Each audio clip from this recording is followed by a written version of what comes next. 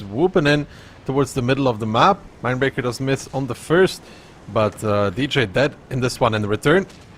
Hit and run, starting their own aggression now over the dunes into Liberty, into that 430U. He's going to try and swing over, but he's pushing straight back into the STRV of Monster, who looks to finish, but does not get the shot just yet. He does then finish off that target, and now they're pressuring on the K-line. Franek in the crown area as well on that E-line will suppress these tanks from peeking. Barbarian with the Mivy peeking out as well, but they're peeking into a very high DPM lineup. In return, though, that bad shot getting spotted out of Brainbreaker, getting picked up as well, and all of the sudden, Cashback down a gun as well. They did find DJ, but the damage received too high. Monster just covering off these peaks. You can see the 500 Alpha coming in to squeeze here as well. Barbarian lording above, and Franek keeping them pinned down. He's getting repressured by Mindbreaker, but it's already all over yet again. Hit and run today is seeming like a monster in this one, as it's not 1-0, 2-0. It's going to be 3-0. Yeah, solid performance. I mean, good play in the end game to leave this cap with the BZs. The IS-7 kind of being a bit of a distraction, a bit of a throwaway. I thought it was a bit risky by DJ, but it worked out because it forces the CS and the E50M back to base with the bat and allows the M5Ys to push over. And Mindbreaker, you know, he'll win this 1v1 against Franek, but the fact that he has to focus out Franek instead of shooting the K-line, shooting Barbarian in that high position, loading over them, means that, well, yeah, it's all over. And again, another deserved victory by Hit and Run. They've come out to play today. Match points in 20 minutes basically for Hit and Run. Very solid here throughout so far, and looking scary good. I mean, looking like everybody's... Your choice of that Hit and Run bundle is working out. Always winning. The fact that... no, well, you're not. Phil is winning in prediction. How is Phil... he always goes against all of us and always gets it right. I really don't understand what he does. I mean, you know, from my bundle, this is looking great, so that's all I care about. Okay, alright. That's where the real money is, you know? Exactly. I too want that little sticker. But yeah, 3-0. Like, and it deserved 3-0 as well. I mean, I do think that I feel like Hit and Run are just one step ahead of Cashback. Their lineups. This lineup was also better against Cashback. Cashback is a high DPM lineup that wants to push into something and shoot a lot. Hit and Run's lineup is it's armor, it's hit points, it's good on hold down, and two sniper tanks in the 140 and STRV that covers those hold down heavies. So I think it's solid. Like, we got into our ear as well, like Monster doing the good pen rate, 6k on that STRV. Sometimes I never know whether it's kind of like Mafia versus Cashback in that Tundra, where the STRV got out like 7k. I don't know where he gets it from, but 6k damage is solid by Monster. Shot the bat maybe as well, shooting the overpeaks on towards the K-line. So, I mean, the STRV, that's also the Alpha, you know, it's hitting for 500. Yeah, and every 5 seconds, that's a lot of DPM. But, yeah, Hit and Run, it does... Don't you feel it though? Like, it feels like, even with the lineups, Hit and Run, it's almost like they know what Cashback are doing, right? This lineup is like the perfect counter to Hit and Run's lineup. It's a lot of hold down, it's a lot of armor, it's a lot of HP. And of course, E50Ms love HP, right? But they don't love hold down HP that you can't reliably pen with an STRV behind, which means you can't overpush. I mean, all in all, very, very solid performance from Hit and Run. It's very nice to see them play like this. They're coming in strong, good repushes as well, aggression when it matters most. So, solid. Yeah, exactly. And it's, as I said before, it's not even close. This is deserved victories by Hit and Run. 3-0 on match point. Ready to take that top spot, which is going to get them more prize money. Yeah, exactly. So Cashback need to figure some stuff out right here. It's not always that we see the last match of the season between two teams matter this much like this one.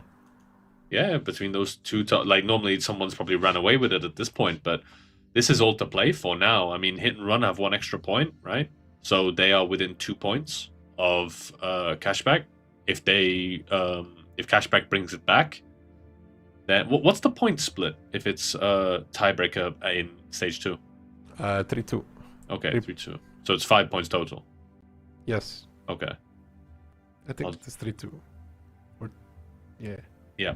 Anyway, Hit and Run lineups. IS-7 double Mivy yet again, double 50M.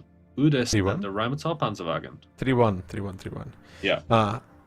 In return, cashback BZ 5A, K91, 144 to the USCRV, and an RHM. Yeah, as we've had in our ear, it's 3-1, not 3-2. So even if Hit and Run win this on tiebreaker, they will be equal on points with cashback. Oh no, they won't actually. Cashback will have 1 more point ahead of them.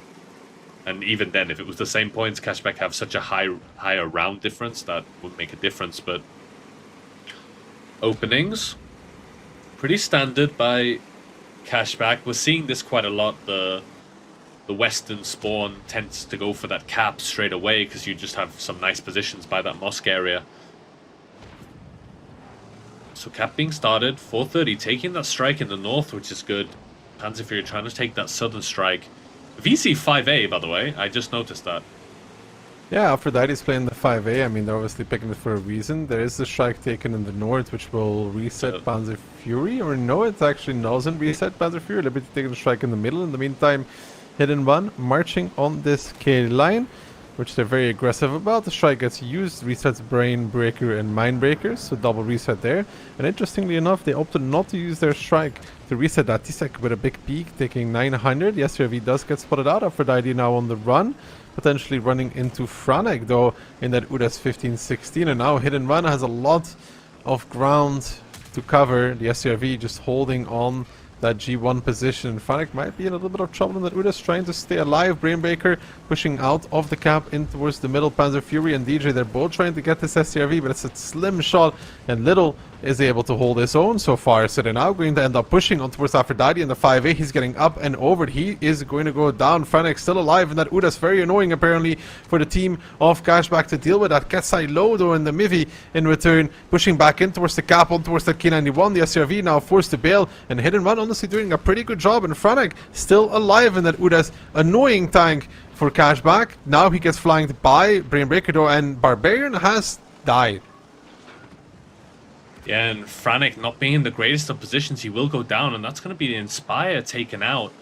RHM in the base of Monster trying to keep these mediums on top spotted. Brainbreaker will go down here to the next shot of Ketsai if he does connect it to on Franek, trying to extend his life as much as he can, but these 430, 140 combo, they are coming in. Brainbreaker will finish off Franek here. Brainbreaker still alive. Ketsai taking his time with that one, does pick it up, so that's the K91 finished off. HP equal, positions, no team with a real advantage. But Ketsai gets taken out there. Nice hit by Brainbreaker. Mediums are chasing down Monster in that RHM. He has to run. And with them giving up that base position, that should be Cashback in a much better position to see out the rest of this game. I mean, Cashback currently has almost everything going for them, right? They have the K-Line squeezies, even pressuring Monster a little bit further, putting one more in as DJ comes to reinforce, but they want to pick off that RHM squeezy with another peek on towards Monster. The strike comes out on return, but Monster down towards 36 HP. Squeezy still looking for some more. Needs to be careful though, not to overextend too much. Did some good peeks, but now maybe a little bit greedy. Yeah, I mean, Hit and Run are on a timer to clear out this corner. Little in that STRV, it's not a combat tank, and a lot of this HP is on Liberty. Panzerfury finding Brainbreaker here. He will make that kill, and if he makes it in time, he might even spot Squeezy on the crossing. He's driving forward to try and spot him. Maybe the IS-7 can give a shot. Need to see if Brainbreaker can get one more here. 385, Panzerfury will just get the kill, and in the meantime, Monster facing off against Little in the STRV. That is actually going to be Aka to pick it up with the strike, I think, from the middle of the map. Little winning the K-Line. HP in favor of Hit and Run, but they're playing against a light STRV combination, which is really, really tough endgame-wise. Yeah, now Hit and Run are on the other side of that light tank in the late game, you know? Little on a one-shot, Aka also on a one-shot, so the IS-7 is going to wait to get the strike to try and pick up one of them. Panzerfury does get spotted. Little seeing that one. Quite surprised he has the view range for that. Little doesn't connect it. I think that was a bounce on Panzerfury, so Panzerfury has the information that Little is still there. Tizek driving through. He might want to go to J1 and try and pick up Little here. Panzerfury is waiting. Liberty's taking that passive bush in the beginning, in the middle. 430 rotating in the north, 140 in those base bushes that are really valuable. in hit and run zone base. We'll need to see if Tizek gets a good timing here. He does get the spot, and that should be Little taken out from the middle, or Tizek. Panzer picks it up, and now he's going to go for that strike. Liberty's so close. Yeah, Liberty just playing around with the bushes there. Panzer Fury will take it. Liberty may opt to try and get the reset. Is he actually going to go for it? That's the question. He does. Finds the shot. Does get spotted out. So pushes Panzer Fury back, but most importantly hit that shot on towards him. And now Aka is going to be in a crossfire position. Yeah, but Aka needs to be careful to not get spotted. Panzer Fury now has the info, so the IS-7 might go to push him. Liberty over peeking, no connection. Aka, the bounce, but the 140 picks him up from behind. And with that, shouldn't really be any way that hit and run can get back in this game. It's so frustrating. More HP. You have those mobile tanks. You know, it's not just one Type 5 in the late game, but Cashback just able to play a hit and run gameplay. You know what I mean? Against hit and run. Squeezy just able to, you know, he runs away, then he goes back, picks up Panzer Fury in the middle, and then runs away again back to his defensive position. It's hit and run gameplay played against hit and run. I mean, playing against the light in this scenario is near impossible, to be honest. DJ is starting to repush, but light alive, the SRV has died, but still the light is such a hard tank to get past. They would need to find a kill to have an alt to come back, but how are they going to do that is another question. And there's no info point for hit and run to take, so they can't, you know, info point and strike Aka to make it gun parity either. Aka, he's just going to run to the back of the map. Tizek getting planed. Quite a surprise that you'd planed that one, but I mean, Liberty can just go, drop the strike on him and kill him from behind. Liberty has a completely free game at the moment, so it is over in all but name. Tsek getting hit by the strike. Liberty taking another one. That's the problem there for Tsek, is that he's down towards one shot now. Strike gets used. And Liberty in return will push him away, so gives Tsek an opportunity to take the South strike at least. Yeah, but Liberty really just has the free game here. Panzer Fury gives one to DJ. They have all the information in the world. I really feel like Liberty is even just toying with his opponents. He could just rotate the map and kill Tizek, but he's opting to try and play with DJ a little bit. Quite surprising. I feel like you just go for Tizek in this situation. Liberty doesn't get the decap there, tries to blind it. Making this a little closer than it needs to be, I think. Yeah, but at the same time, it's 2 minutes left. There is a strike on both DJ and Tsek and another shot on towards the back of DJ. They would need to find Aka somehow, which is going to be a real difficult part. Or, I mean, finding Squeezy is not enough, because he doesn't die to 2 strikes. Yeah, if Tizek gives a shot, but still, you're relying on luck here, and I think the 140 will spot out Tizek potentially. Doesn't. Oh, DJ going to take the info point, though. Potentially, he doesn't. But even then, even if they make that kill onto the 430U, Liberty will make the kill on Tizek now. He's done playing with his food. He should pick him up here with the next shot. Tizek doesn't connect. Liberty doesn't either, but he has the reload. Able to just get around this IS-7. It's a bit awkward, but does pick up that kill. And with that, the hopes and dreams of this round are just over for DJ. Yeah, I mean, DJ versus 3, it's not going to happen. Cashback will end up winning this round, but it was a very close one still. Could have gone Yeah, a little exactly. bit It was a very close one. Could have gone either way at some point. Yeah, it could have, definitely. I think it was a bit of a messy round. You know, little fights going on everywhere. I mean, DJ will pick up the ability, probably take out Aka. Squeezy is on a just over a one-shot, though. Aka does get picked up. There is a dream here, but that's about it. I mean, I think this will stay a dream, though. There was no need for Aka to get picked off, I agree, but still, you know. Yeah. I mean, he will run towards Squeezy, but Squeezy will always be in the bushes. He'll never let himself get caught. DJ can't take another strike, so he needs 2 shots. Unless he gets some magical fire. And Squeezy's not taking any risk. I still don't understand what the WZ was. Why you take the 5A in this position though? I'm not sure either, to be honest. What, Lunar New Year? Shinyan Kwaila? Maybe DPM, you know. I don't know. DPM and Alpha. Yeah, and the tank doesn't even have that good DPM. I mean, Alpha, it's okay. Compared to like a But- 277, it got an extra few degrees of gun depression. Well, yeah, compared to an IS-7, a lot of tanks are good. That's why we don't see 277, but... I mean, maybe, I guess just for gun depression, I feel like there are better tanks to play in that position, but it's still a niche pick, you know? I like the Chiling, so... Yeah. We'll need to see how much damage it got out. About as much as was expected. Great, 484, I mean, it's fantastic. Yeah, it's a low roll. He got more spotting and almost more blocked than he got assistance, but... Yeah, if we look at the rest of the team... Nothing really stands out, you know. I think Monster got caught a little bit too for free, and I feel like that was kind of the death nail in hit and run.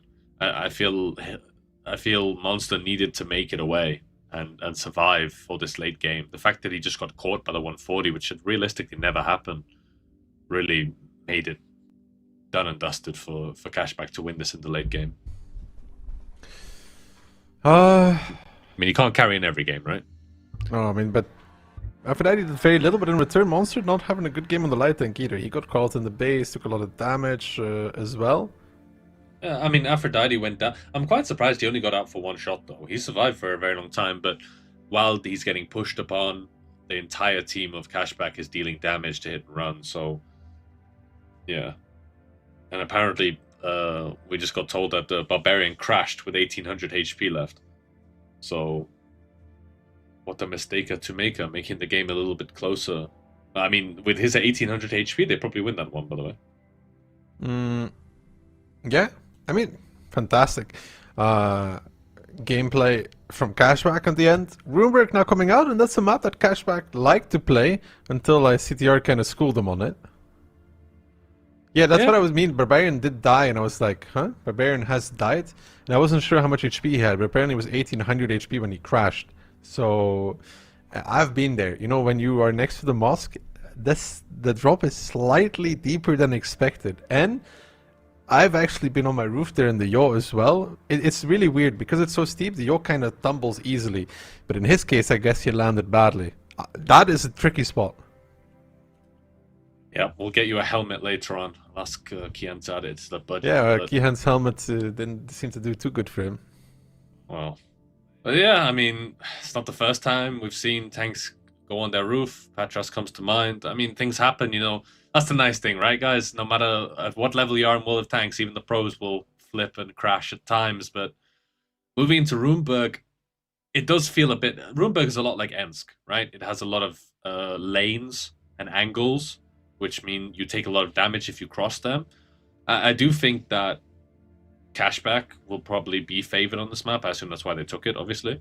But we'll need to see, again, like you said, CTR absolutely schooled them on them, took this map 2-0. But, you know, AI learning kicks in, you learn from the mistakes, and we'll need to see if Cashback have learned from their mistakes, because they need to get back into this one if they want to make my prediction a reality. Well, they have a long way to go for that. But it's gonna start here, maybe, potentially. This is a crazy lineup, though, for Runeberg. Double 50B, double BZ, I7, Type 5, and a 140. 50Bs are interesting. Yeah, we don't often see them on this map. A bit too squishy with a too long of an interclip and a long reload. T57s are normally favored, and hit and run have taken 3 of those. An IS7, 60 TP, Bliska, and a Fosh B. Again, that 60 TP, that lone 60 TP coming out. Still not a fan, but can make things work with that high profile, good HP, and good turret armor with high alpha. But in the beginning, going field with these double Bs, hit and run are going to the field as well, potentially. Could be in for a quick game if hit and run decide to go all in on that 60 TP. Is it gonna happen, though? Gonna counter the I7.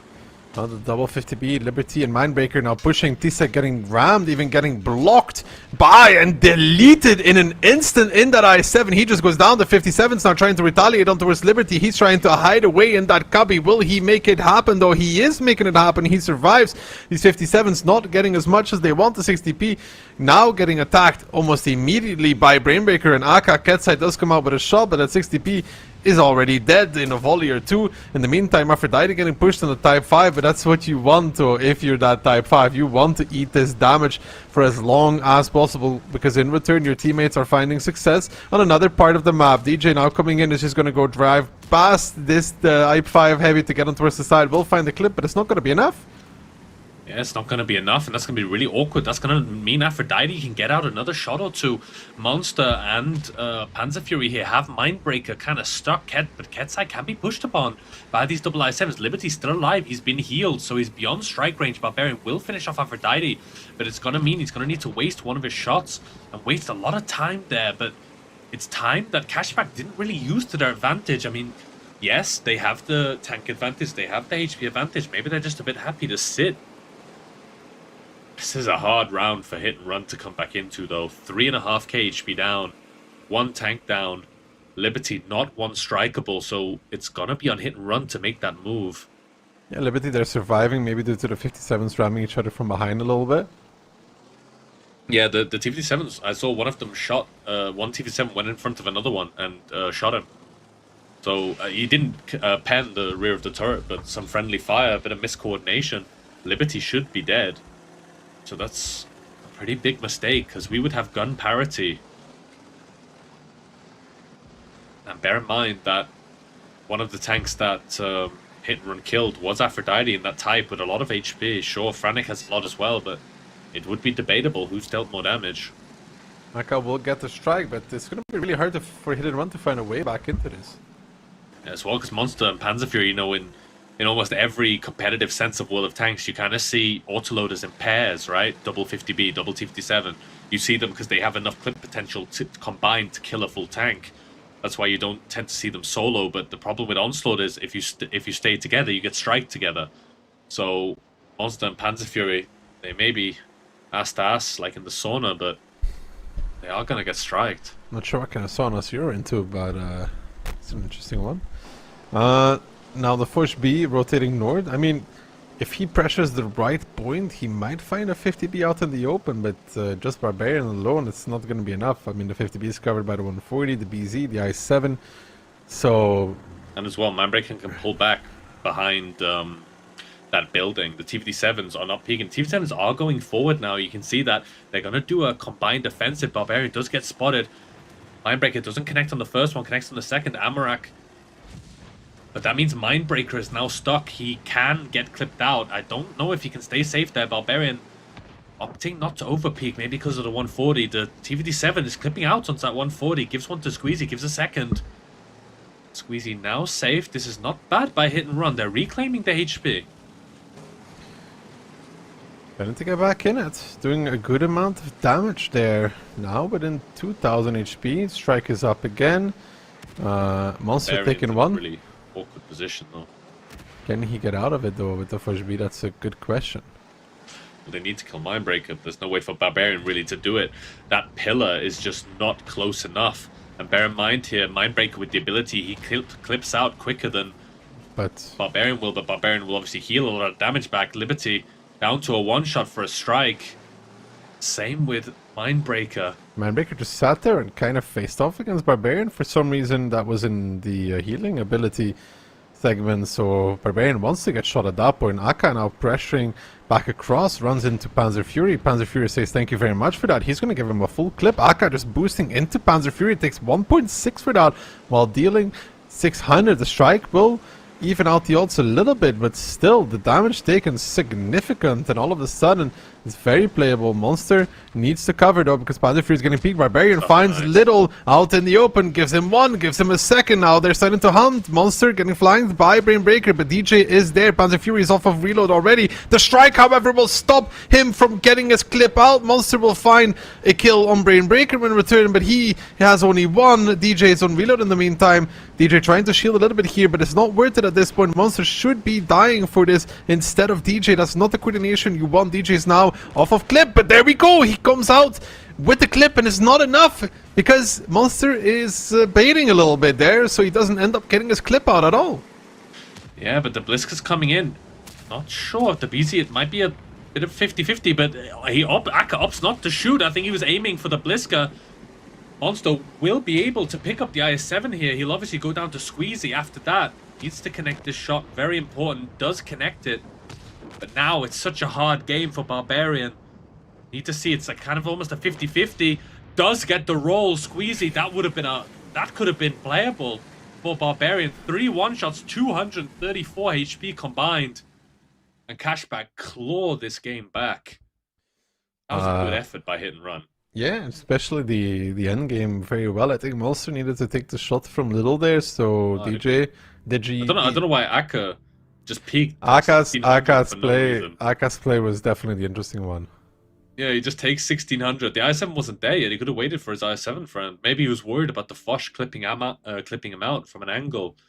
But still, that was a really weird one. Just take 1600 and allow Monster to retreat.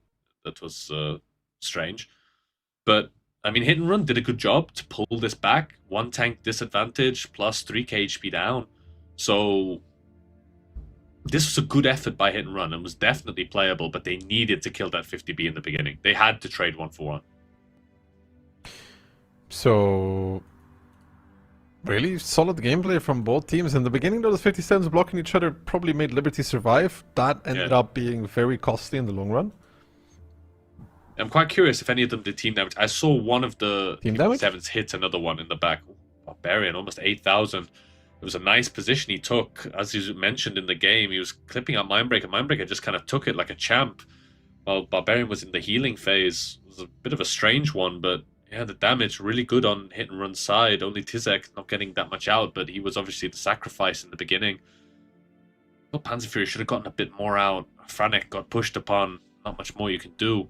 Aphrodite got a lot of damage out for just being in a type who was kind of sacrificed. And yeah, I mean, this was the type of performance I've wanted to see this whole match. A nice, super close round with a lot of good gameplay. Yeah, solid. Across the board. I mean, Tisek there 800 in that 50B. Because of the 50Bs, what is he supposed to do? No, there's nothing you can do. I mean, this is, ever since we saw CTR play it, this has been a viable strat. You put the I7 in the middle because it can take the hull down and kind of deny the Northern strike while being very difficult to push on. So that's why they took the 50Bs to deny this. So it was a counter strat by Cashback, but I really feel like that Liberty should have gone down for that. Those T-57 should have connected those shots, and that should have been a 1-for-1 trade. That was a mistake by Hit and Run. Cashback is now starting to get into it, though. One more round and we're going to tiebreaker. Yeah, I didn't see how much damage Liberty got in the late game, but I know he got some shots on the 60 TP. I mean, he would have died anyway, but maybe he would have gotten one more shot out. I think that generally makes a difference. If Liberty dies, their Hit and Run win the round, and they walk away in first place with a 4-1 scoreline.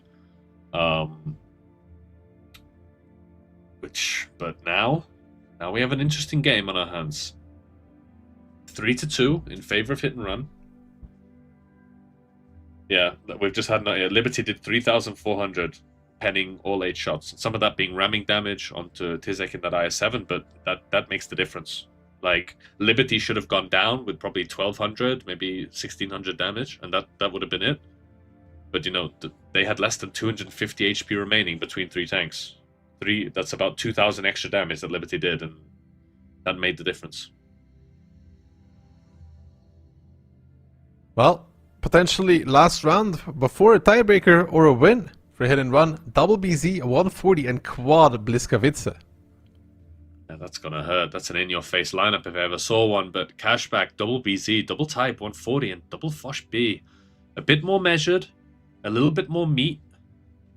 But those clippers can be real nasty if they get a good engagement off, especially if they can track these bliskers when they're in the ability. Well, the Blitzkrieg will struggle though. Double type, double Fush B, it's not easy to play against.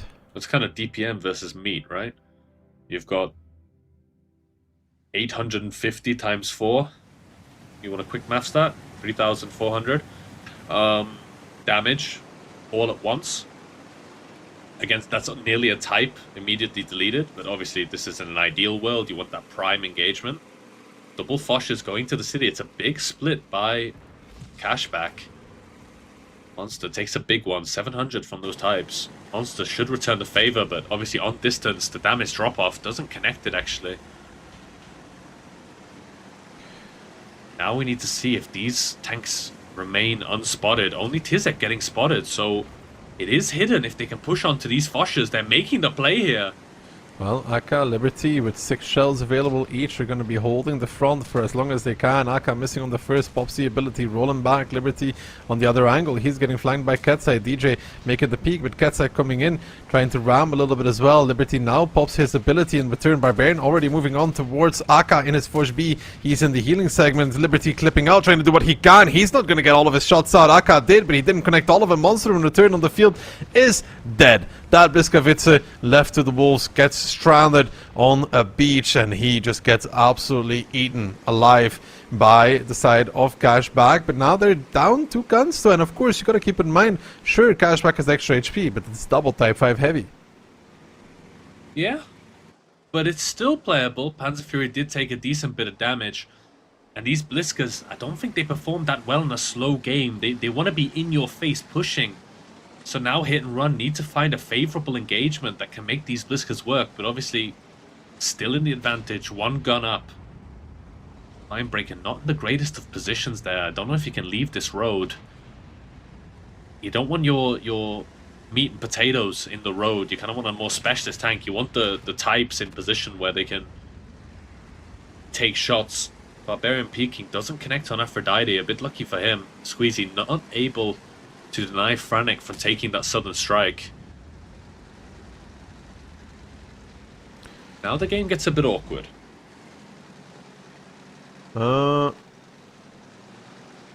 It slows down as well. Brainbreaker though in the north. Getting pressured. Is BZ getting pushed on the field?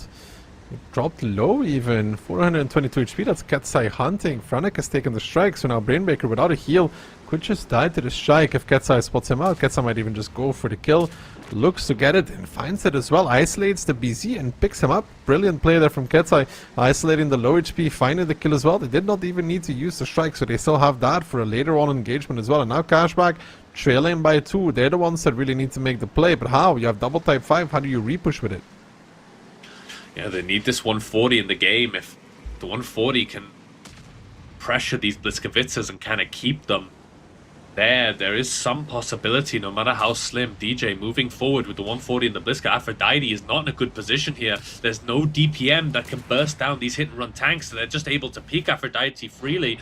He will go down in the next shot by Frantic. Strike not even required here. Frantic should pick it up, he does. But Squeezy pushing on Barbarian in the meantime, but he has Ketsai's backup, and while he's doing this, these types, they have a lot of HP, but when they're surrounded, when they're getting slaughtered, 360 surround, Mindbreaker will go down. Squeezy will go down as well after maybe be able to mop up these, but when the final moments of Cashback's game here, these you just don't have the DPM, these types. No, and the types is also just not a good repush tank when they're left like this and hit and run. You know, for a while they started to struggle again, Cashback clawing their way back in, but they do, at the end of the day, find it with a 4-2 scoreline. Congratulations to them. They're going to end the season as the regular season champion. If that translates into the playoffs, we'll have to see. But for now, hit and run, another season, yet again, on top. That makes 2 seasons in a row. Yeah, and you can't say it's not deserved. And Phil got his prediction right. Yeah, I was about to say that. He is now even further ahead. I think he's on 39. I don't think, even if we get all our playoff predictions right, I don't actually think we can win anymore, actually. It's depressing, so isn't it? Battle for second. I mean, he's not a real player of World of Tanks. He's just, you know, some green player. But so I guess it doesn't matter that much. But still, I mean, I don't know what 500 IQ he's got, but to get so many predictions right is quite embarrassing for us. But damage, the Foshes, neither getting a full clip out. It's not what you want to see. No, I mean, Liberty only getting 3 shots rare. I mean, there was He was pushed from behind. Sorry, he was pushed from behind by one of the Bliskers, so he couldn't aim. That's the issue with the Fosh, you know, that tight gun arc. So he wasn't able to get out all his shots. So he tried to drive forward, so he wasn't getting blocked by the Blisker. But then he took a volley from the left, and I mean, they get out a few more shots. I'm not sure it makes that much of a difference, to be honest. It's a tough game for those Fosh Beasts. A lot of pressure on them immediately. A lot of tanks coming their way as well. Big burst on those tanks because of the Bliska Vitzes. But it's yeah, they got these Bliskers got the perfect engagement, right? Like quad Bliska and a BZ pushing on. Was it quad? No.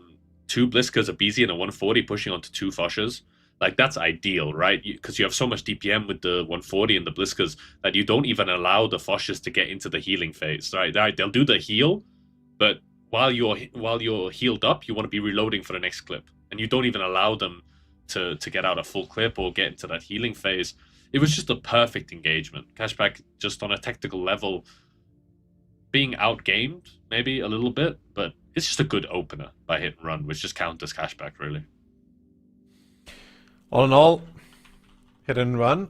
Solid performance today. They end up picking it up 4-2, ending the season on first. When we come back, though, we'll get to see who is going to end up in 5th, who's going to end up in 6th. But before that, a little bit of replays.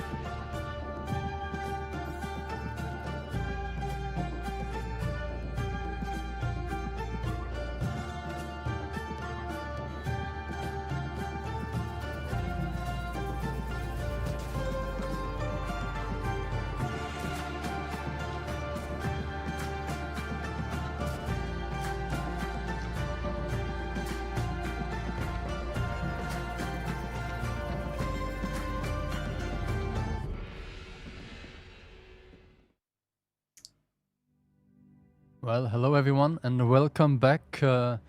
Pretty good match, the first one, Bunter. What did you predict? How did you like the match? I don't want to talk about predictions. The match was pretty good. I enjoyed it. The first 3 rounds, dominant by hit and run. Cashback coming back into it a little bit with a good a good close Sand River round, and also a very close Ruinberg. But hit and run were clearly the better team overall, at least in about 60% regard. Nah, you know, even I had the to close give games. Barrick some gift subs, so here on Sand River he makes sure that they're not already closing the deal. But yeah, Mafia against CTR. I mean, I feel like you were talking about hit and run being the better team. I think in this one, Mafia should be the favorite. But I don't know if you were there in the first phase stream between Mafia and CTR, when CTR was actually up 2-0 and then Mafia reverse sweeped them. So I wouldn't count the team from Czech Republic out. Yeah, I did rewatch it. I think some of those games were on Tundra in my distant memory. But and then yeah, they had a flipped STRV on Sand River. Yes, the infamous Patras. But yeah, no, you can't count CTR out. They've shown that. I mean, they've not won against any of the big boys, but it's not been 4-0s like Lotus. It's been 4-1s, 4-2s. They've given some black eyes here and there. Yeah. I mean, sure, they haven't felled the beast just yet, but I mean, that was a good time to try, right? I mean, if not now, then only in the next season. Yeah, exactly. I mean, for them, basically for the people that are not following the whole system that closely, they are fighting right now for 5th place. 5th place will not just secure them extra money, but also secure them a spot in the next season. If they end up in 6th place, they have to play relegation against Vortex, who is the 2nd place from the OCS. But yeah, I think 24% is a fair amount for them. That shows some respect, but still shows that Mafia is the favorite. Yeah, I mean, the Czech community in World of Tanks is massive, and because these are community predictions, I think I always feel like when the Czech team plays, same with the Polish team, you know, the predictions kind of show them a little bit higher. But I think 24 is fair for what we've seen from CTR so far. They have performed. Again, you know, look at predictions. I still believe that Mafia are going to win, but I'm hoping CTR gives at least a little bit of a black eye to them, and so I can regain some prediction points. Yeah, I think CTR is a team that is definitely a good team as well on a map like Ruinberg, which they picked. We saw them play really well against, I think, Cashback, even going 2-0 on Ruinberg. But they have to also end up on the brawly maps like Cliff to not just play this like camp niche strategies. I mean, you maybe remember we had a bunch of interesting things as well in the first phase where they had a 50B pushing through and getting some good shots, I think, onto W's tank going onto the hill. So CTR is definitely a team with a lot of creativity, but if they get hit hard on Pilsen against Mafia and start 0-2, this might not get the ball rolling for them. Yeah, I'm quite surprised we're seeing Mafia picking Pilsen again. I mean, there's a point, right? We can call it like Mafia's playground, right? Pilsen, we've seen them and hit and run, and Cashback play it so often. But there is a point where you kind of have to stop playing one map, otherwise people will eventually figure you out, right? So I feel like maybe they're picking it here and they might ban it in the playoffs. I feel that can be like a bit of a mind game. You don't want to show anything. You know, in theory, Mafia should sweep CTR aside. That on paper, right? And they want to. This is the point where you can't really gain any more places, any more prize money. I'm not sure if. I mean, Mafia can still drop to 4th place. Do you know the point difference off the top of your head? I think they're like pretty much even in points, and even in plus minus as well. It's just that Mafia has a better.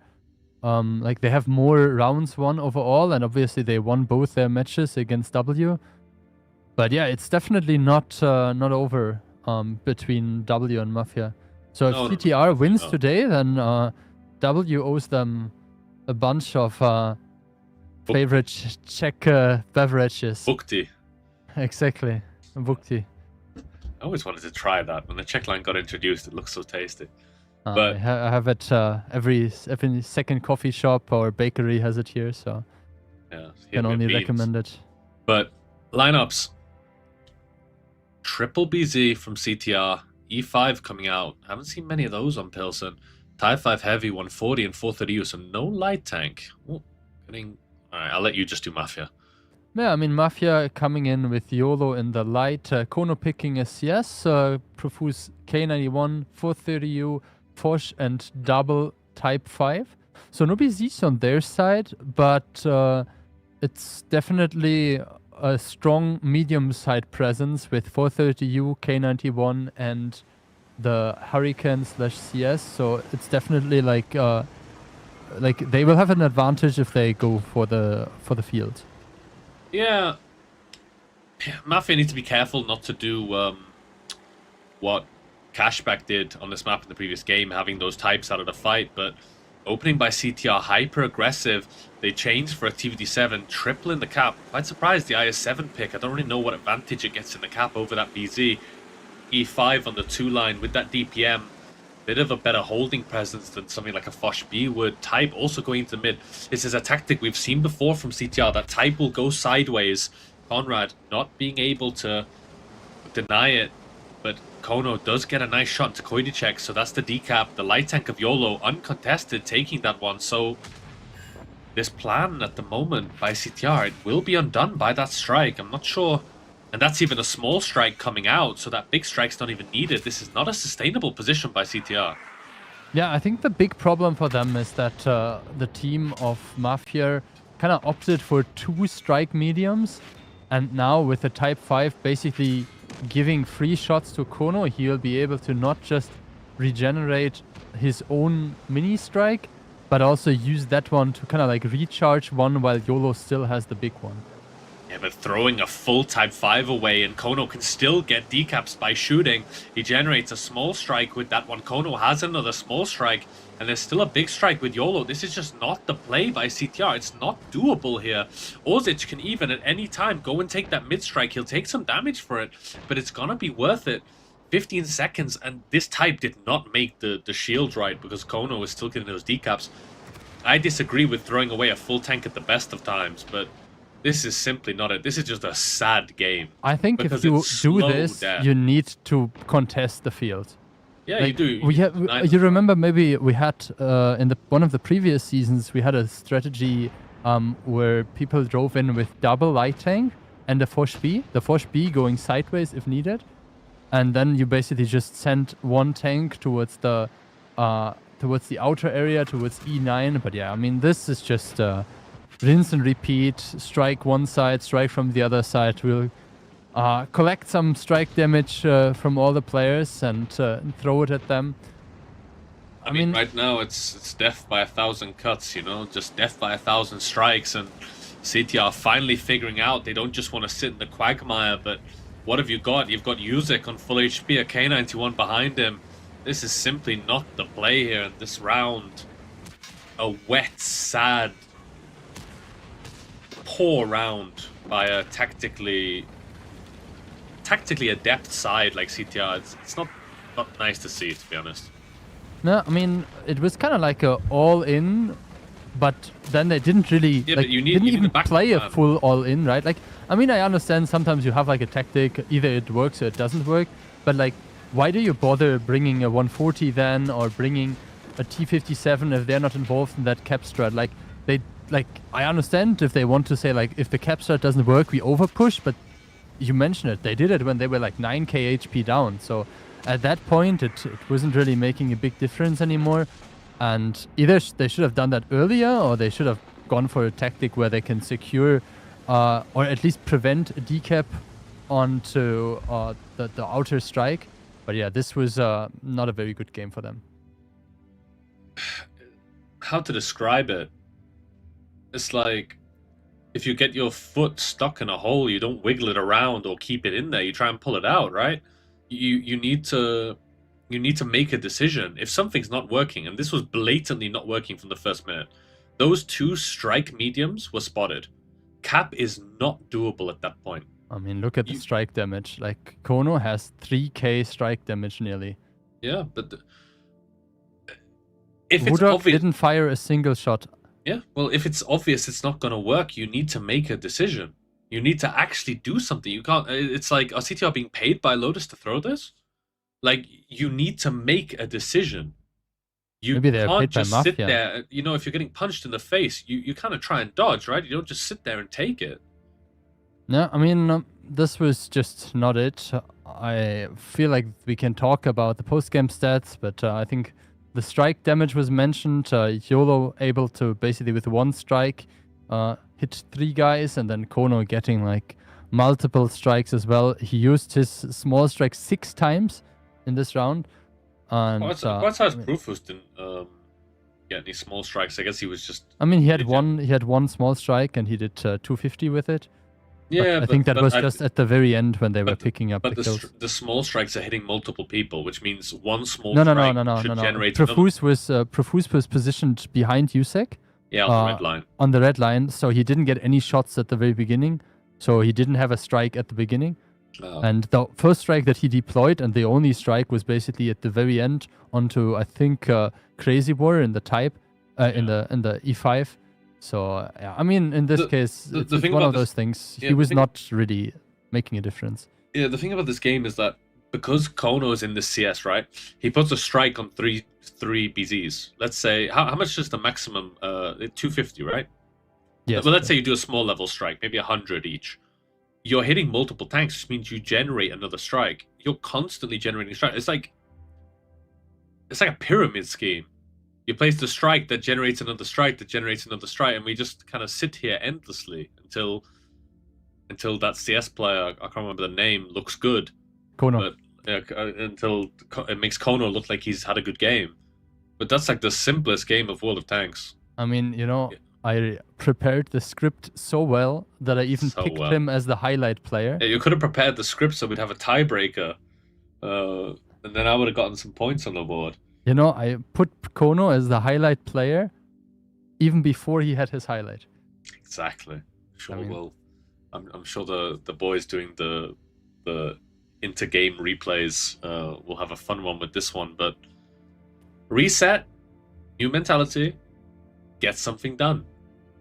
Because, you know, I have no dog in this race, but I like an underdog, and I like tactically how CTR have played this season. So I'm all for them, and I don't like it when I see such unnecessary losses like this. I mean, it's just the first round in the end. I'm pretty sure that they will come with something else now. It looks like they decided on double Force B, an E4, 140, E5 again, Type 5, and 1 RHM. Mafia as well. YOLO again in the RHM. Triple medium, BZ Type, and 4B.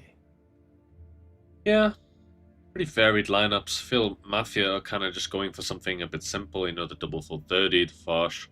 They could do a lot with this lineup. I mean, so could CTR, but we'll need to see the openings.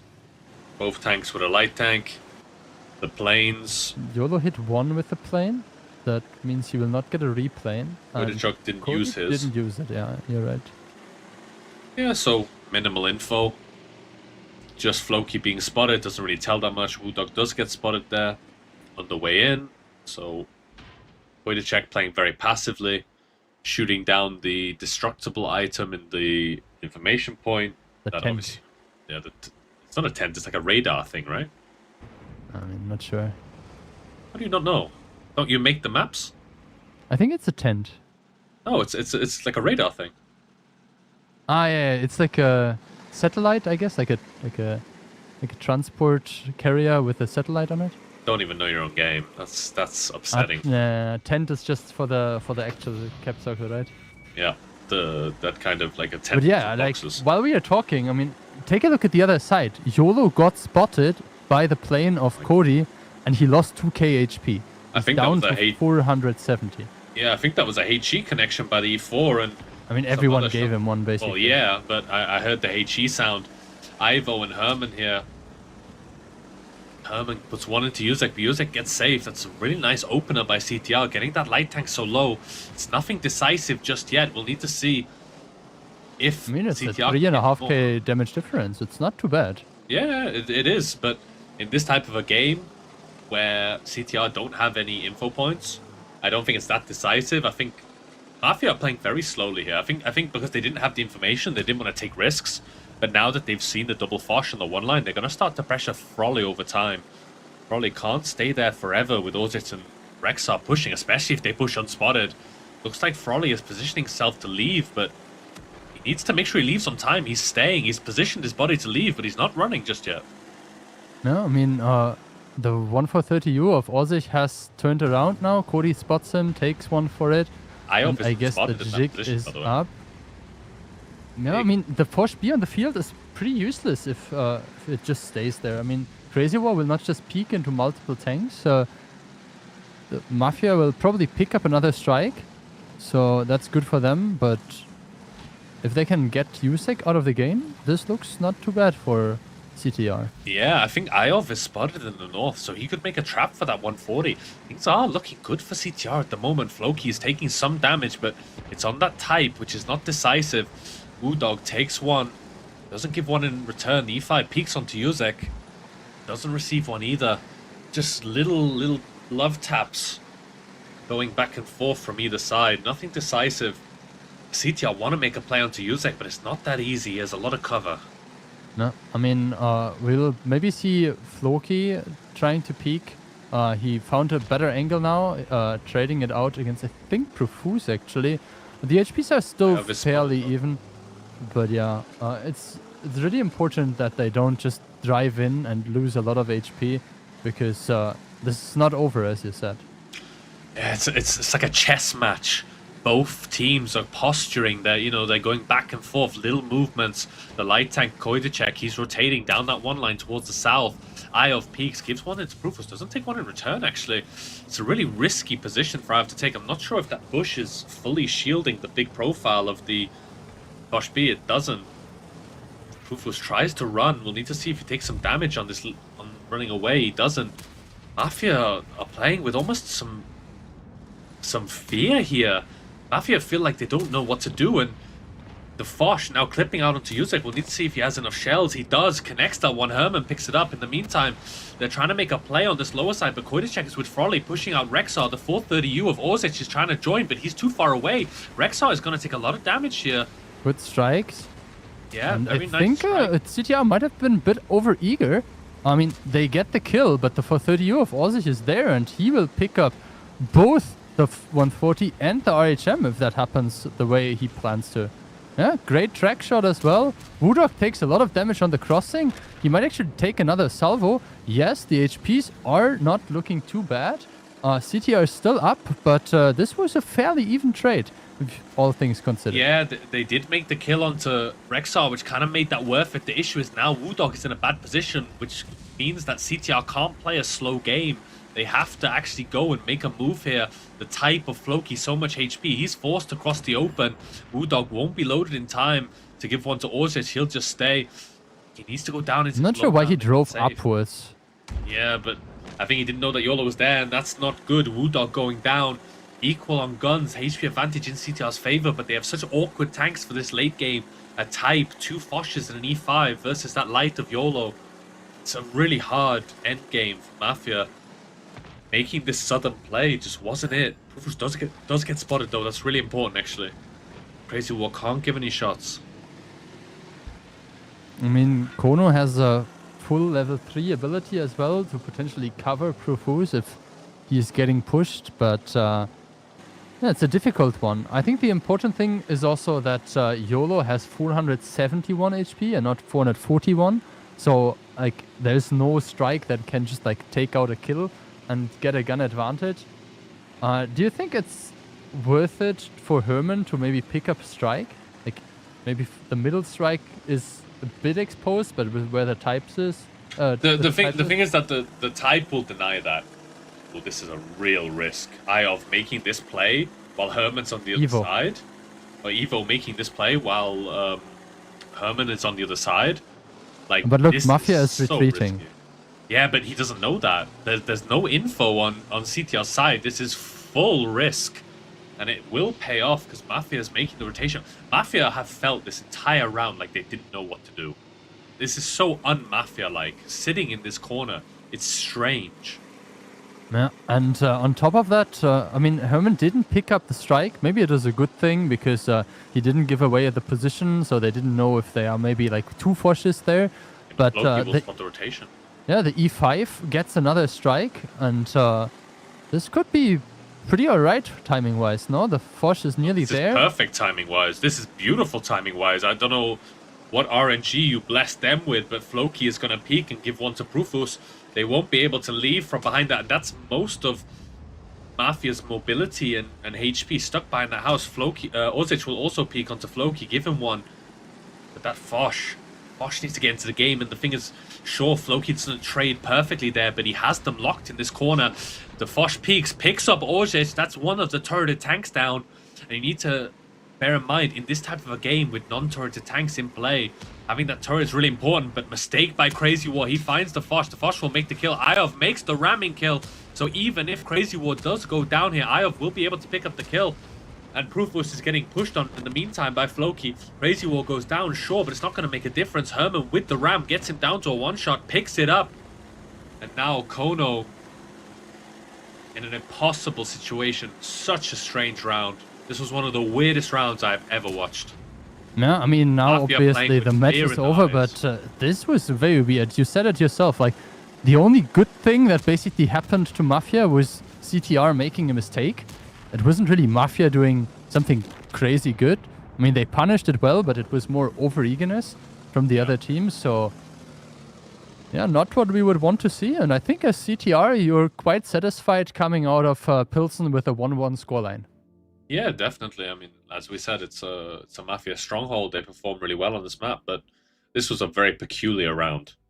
Even this late game, all sitting in the corner, when they were on the field, when the 140 was there, they didn't make a decision.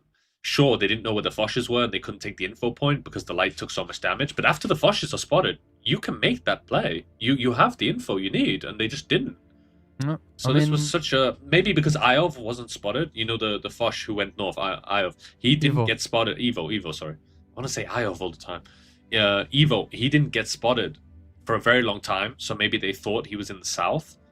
But even then, I don't know what's going on with Mafia, but there's no synergy going on. We talk about Mafia being not the flashiest of team, but being oh so consistent.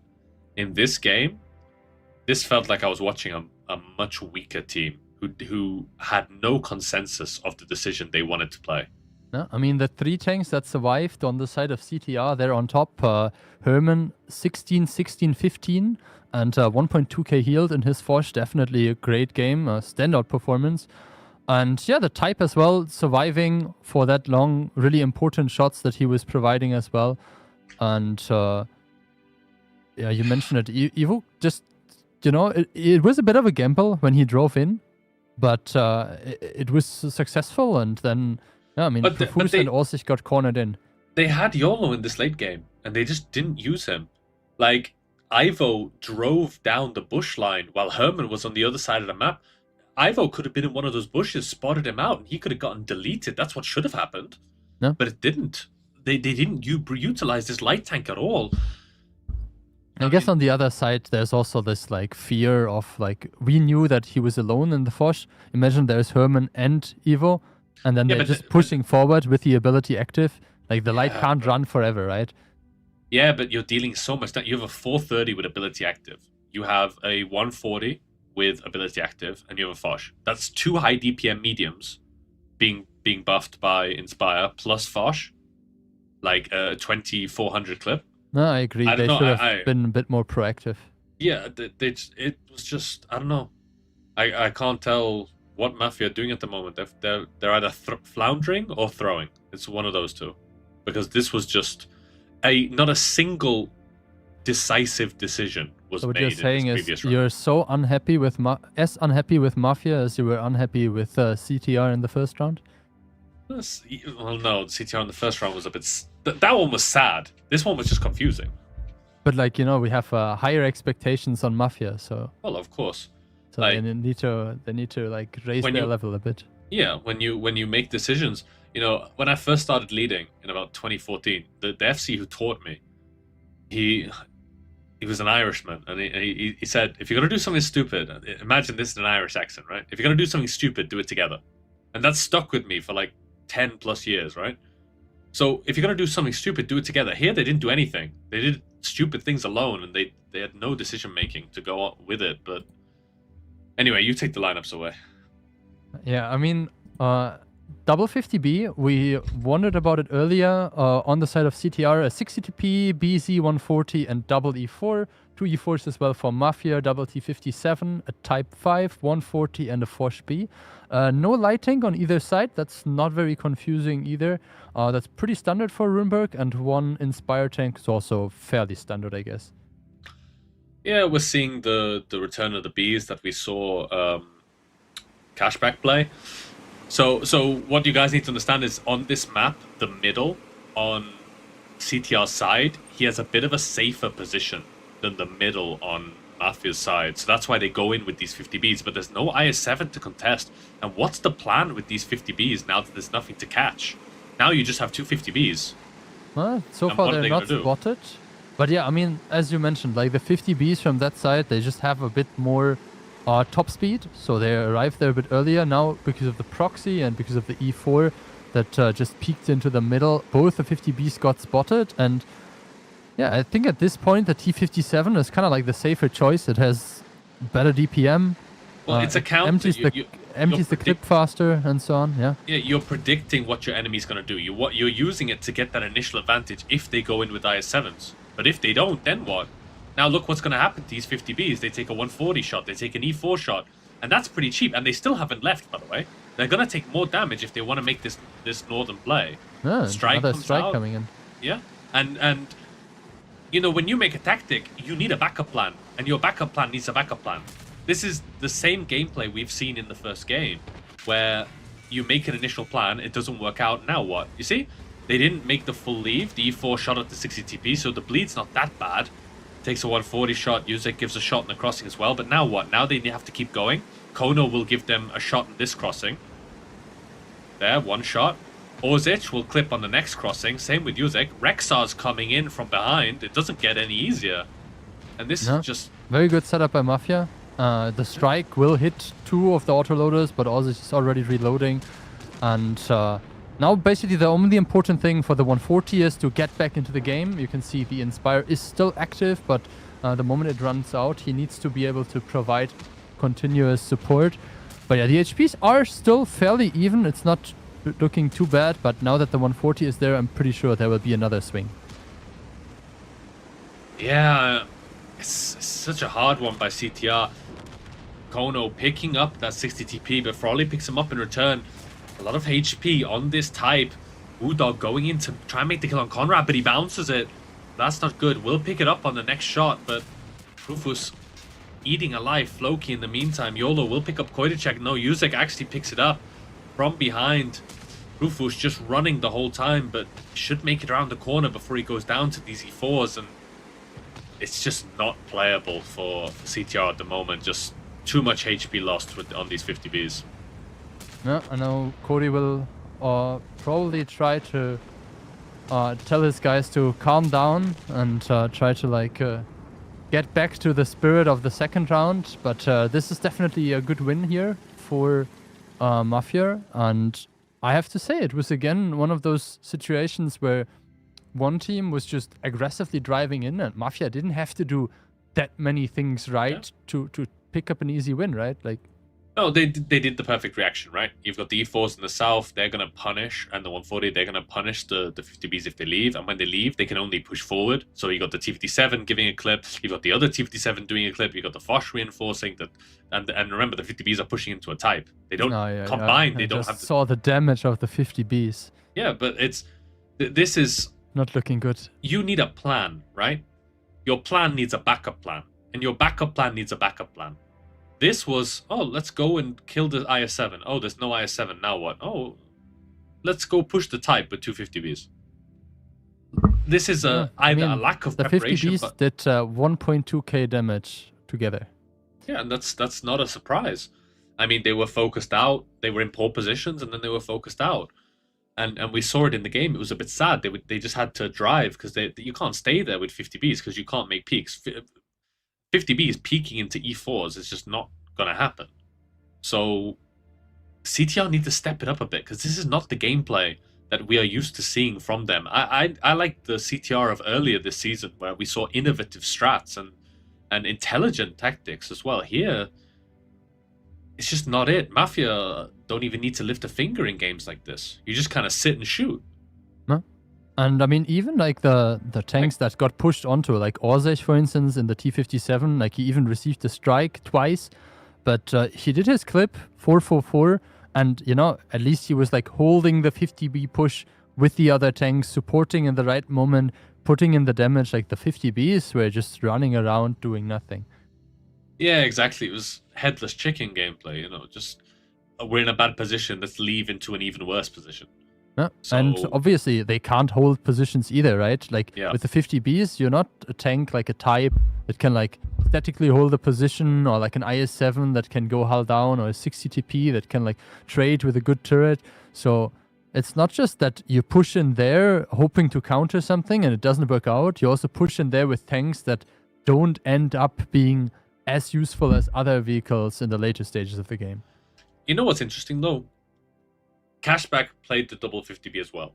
What would have been Cashback's reaction to Mafia's play? I mean, maybe That's an Cashback's interesting reaction is to not play it again because they saw what happens if nobody contests the middle. Well, yeah, but they still played it. Imagine if Hit and Run don't play an IS-7 in. I think they keep going in the north. They push through onto that type with the BZs and the 60TP and ignore the city. I don't think they stay there. I think CTR made a mistake by staying in the central road, because then your 50Bs, they get spotted by the T-57s and they're locked there because the E4s and 140 can peek from the south and give shots. So it's one of those things of kind of boys to men, right? Those top 4 teams, maybe they would play the same tactic but have a completely different reaction. Yeah. We see anyway. a bit of switching still happening. Let's start with Mafia. Double BZ, double T-57, double Soviet medium tank with a 140 and 430U, and Rexa in the E4.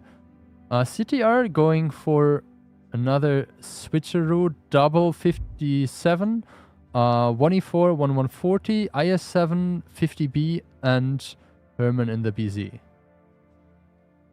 Yeah. Decently standard lineups by both teams. Double T-57 on both sides. 50B coming out from Ivo again. Still on the fence about that one, but I mean, at least you have the name correct now. Now he will perform. Yeah. I am a non-native speaker. Okay, looks like Floki will meet YOLO there, but also obviously a bunch of other tanks. YOLO overextending maybe even a bit because the 50B will be able to clip out on him, but Evo not with the greatest shooting, and Evo will be empty soon. Yeah, the double T-57 is peeking into 3 of them, so that's a negative net trade. I think Floki needs to move and fight YOLO.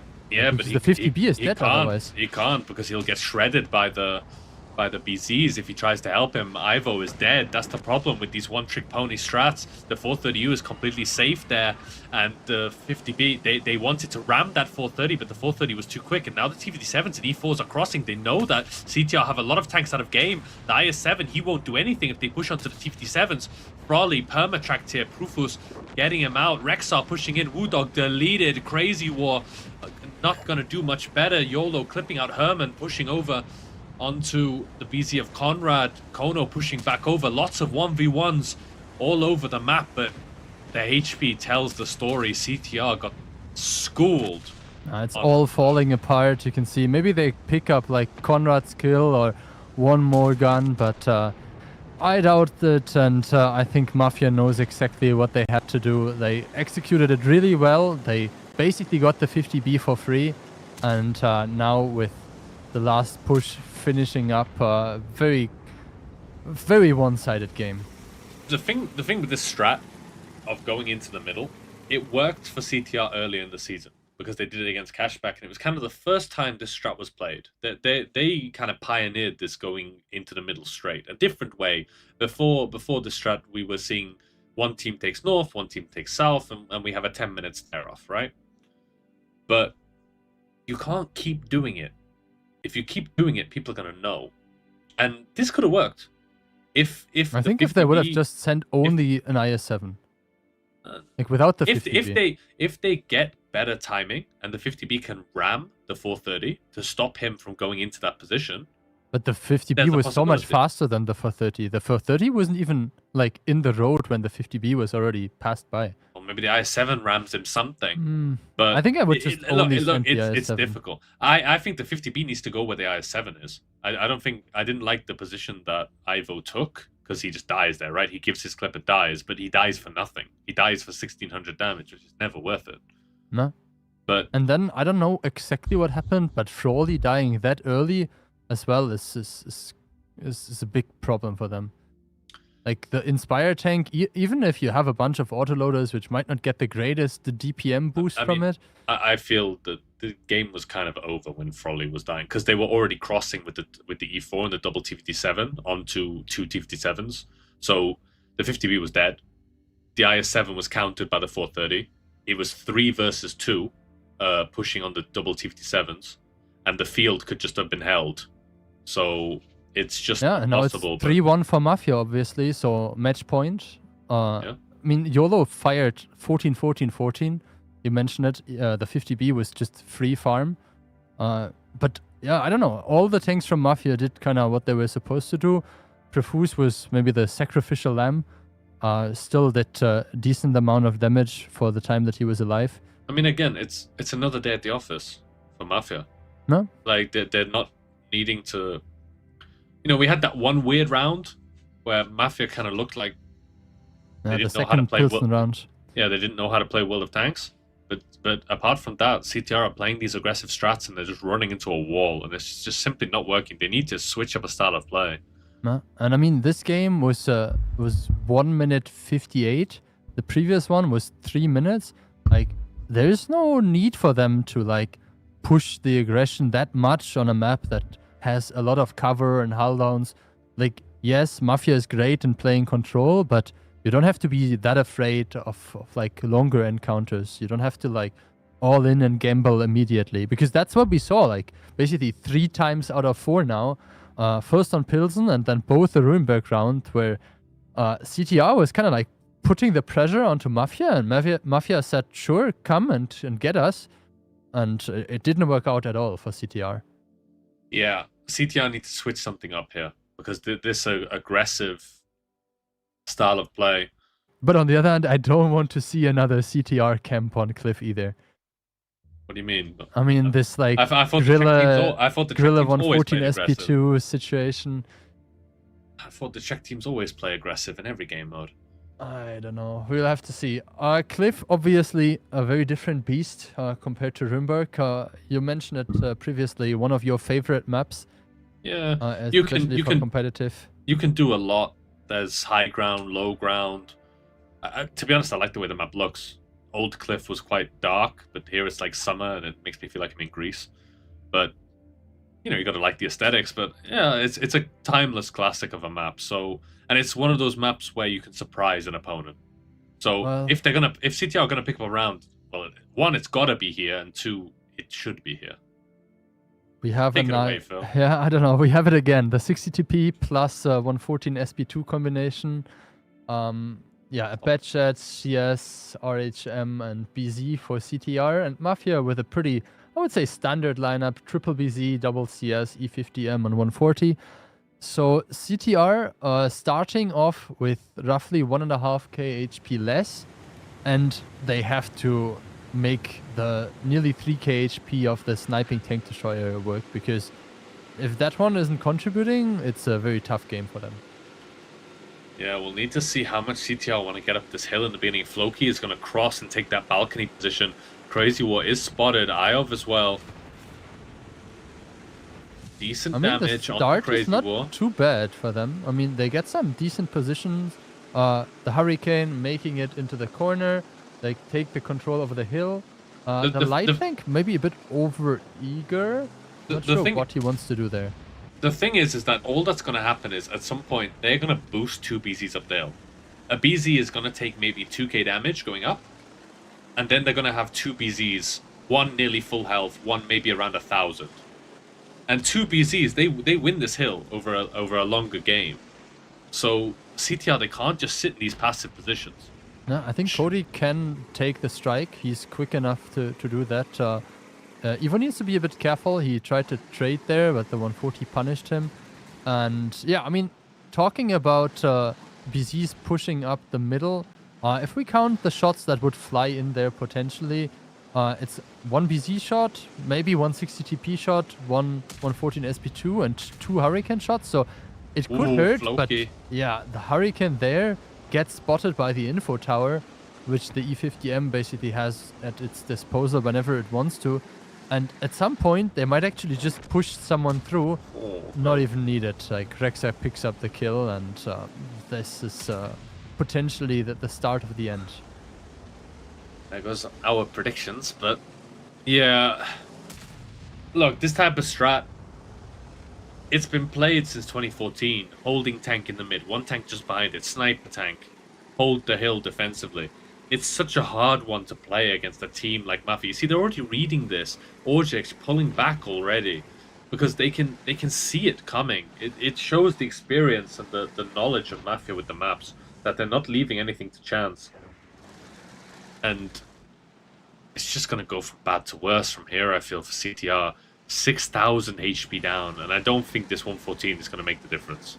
Yeah, I think it's one of those situations, you mentioned it, like back in the time, the sniper tank, you know, the salami carrier, the Borzik, the Borzik with a 750 alpha gun in the corner. Good old times. I have never heard it called the salami carrier. Yeah, because it has the big 750 gun, you know. I'm going to leave that in the air for a moment.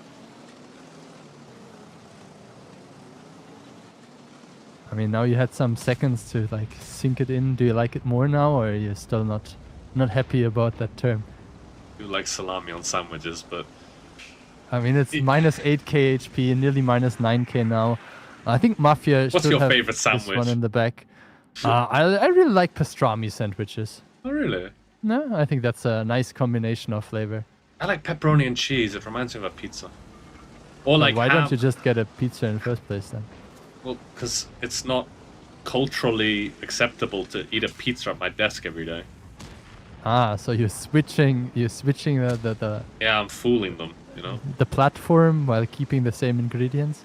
Exactly. I do like ciabatta bread with ham and crisps, but cap being denied, crazy war going down, and yeah, a bit of a sad end to a strange and not a great game. I feel a bit underwhelmed. After the first match between Hit and Run and Cashback, I feel like I ate good, you know? Now I'm too full to enjoy.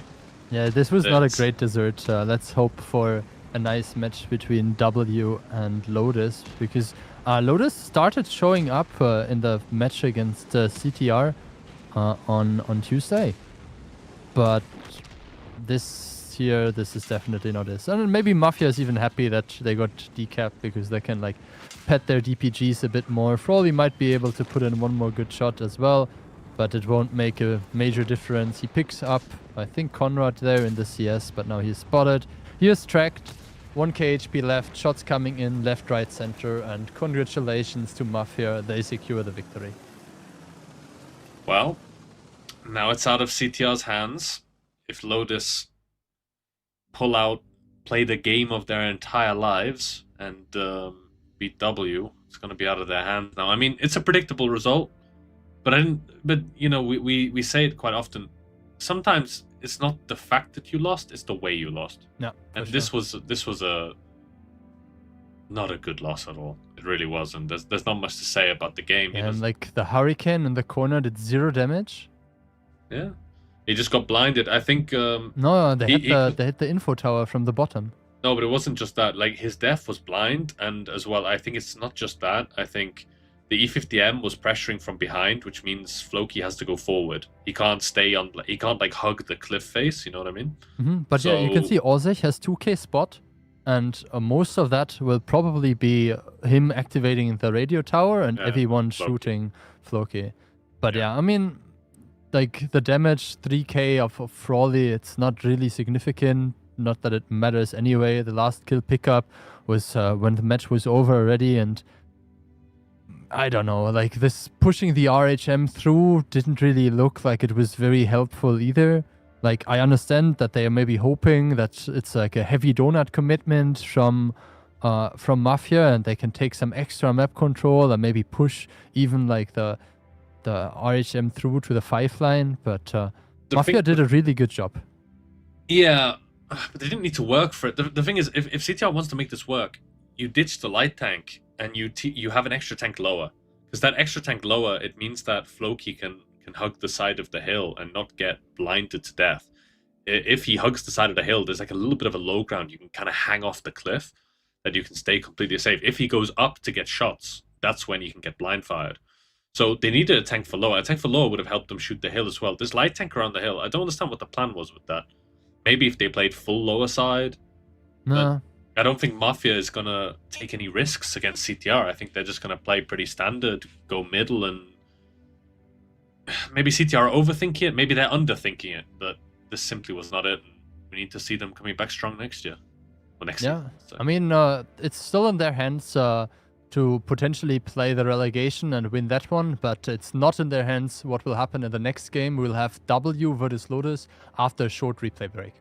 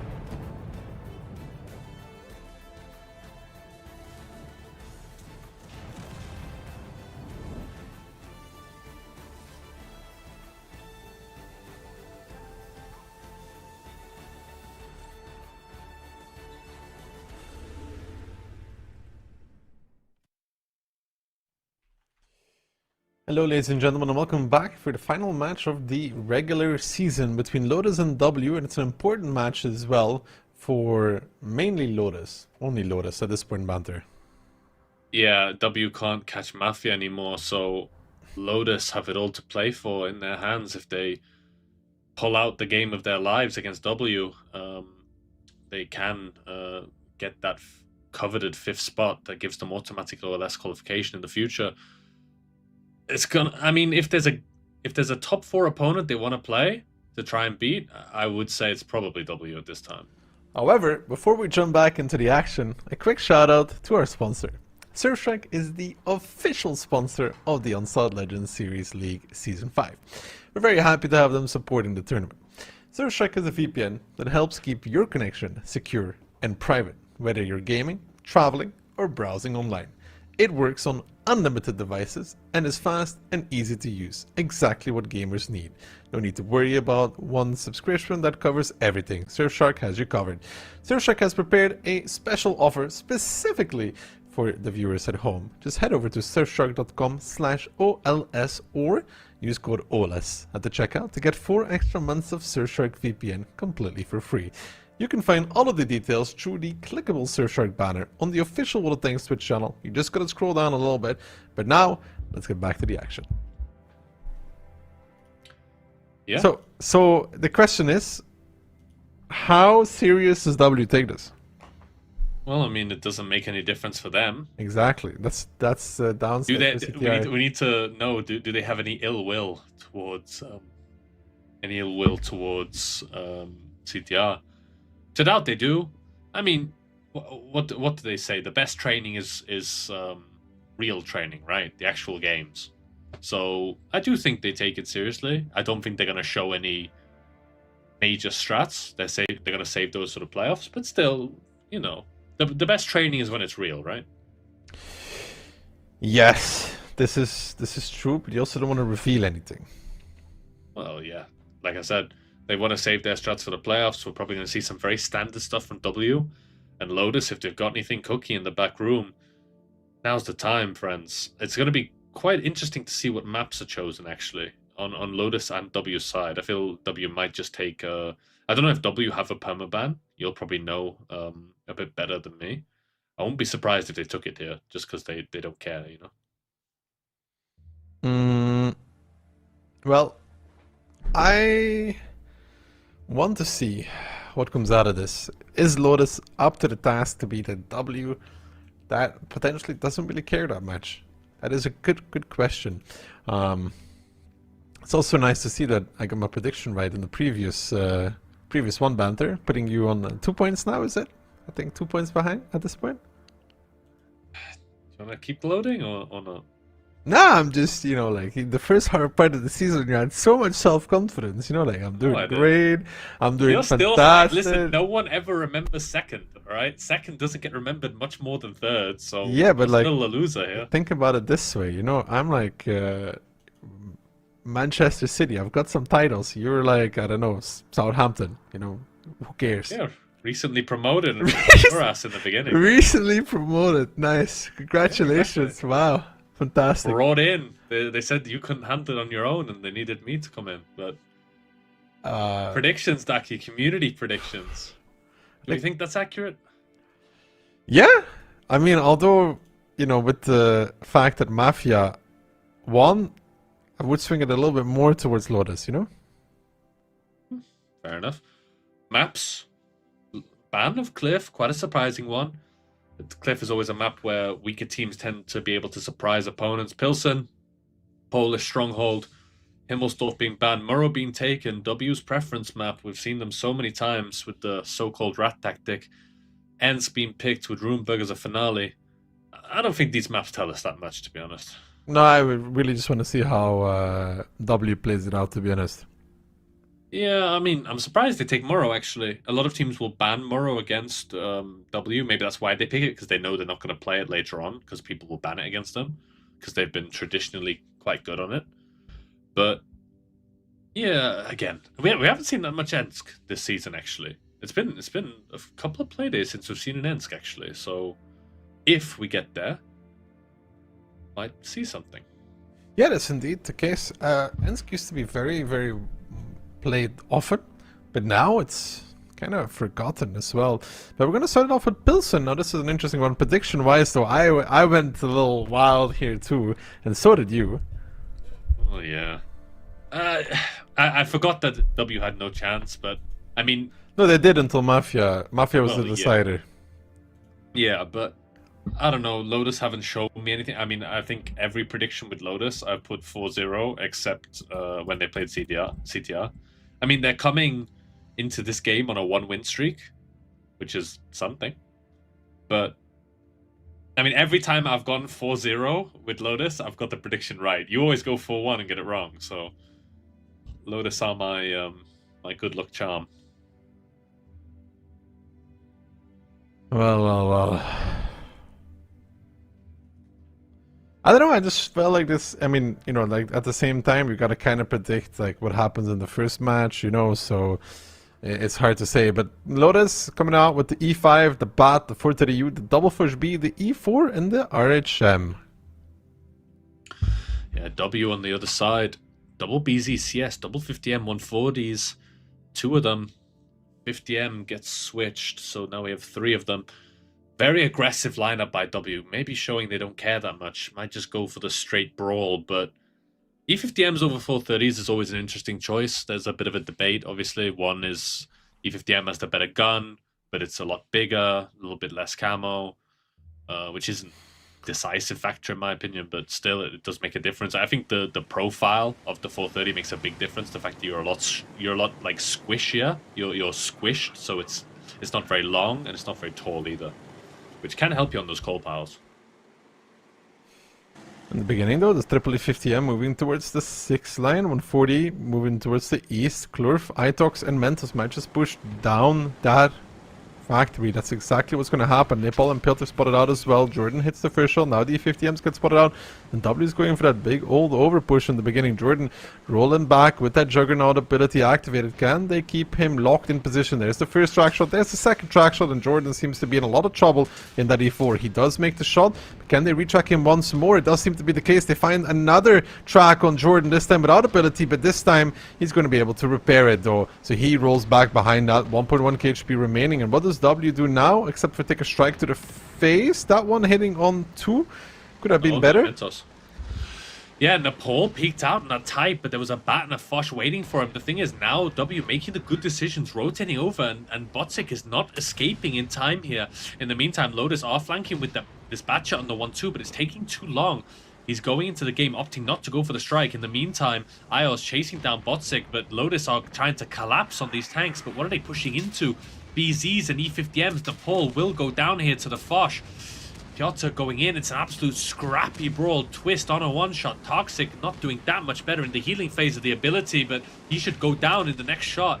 The good thing for W is they actually pulled outside of this factory area right now. They managed to get out of the courtyard inside of that factory, able to re-establish new angles. Clovis dropped towards the one shot, but at least he has some support from Piotr, who hits the shot. Looking in the meantime, picking up Jordan. Ios did not get Botsik out of the fight, so he will survive. But W, with that superior DPM at this point, is making it work. And Ios actually find it's Botsik who gets spotted by shooting. Nice now. Yeah, nice shot there by Ios and a good kill altogether. And so will find Piotr, but that's the Fush B almost on reload yet again. He doesn't have that many shells available left, and when he is out of steam, Botsians will pick up Klurf. There's just nothing left for the side of Lotus. W, they don't seem to take it that easy. They go for the push, they make it happen, they find the first round, and Lotus already trailing in this one.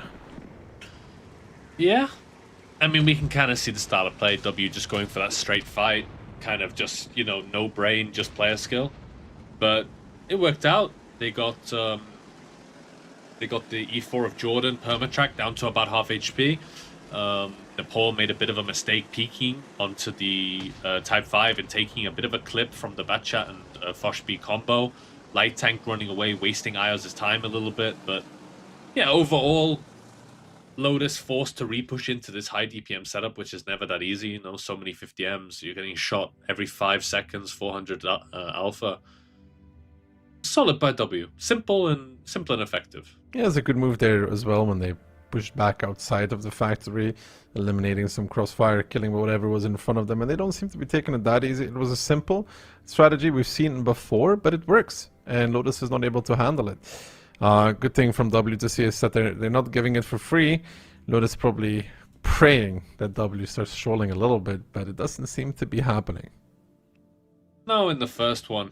I mean, this was a very simplistic round by W, you know, from a tactical perspective. It was just drive at them and player skill it a little bit. Nepal, only one shot being dealt.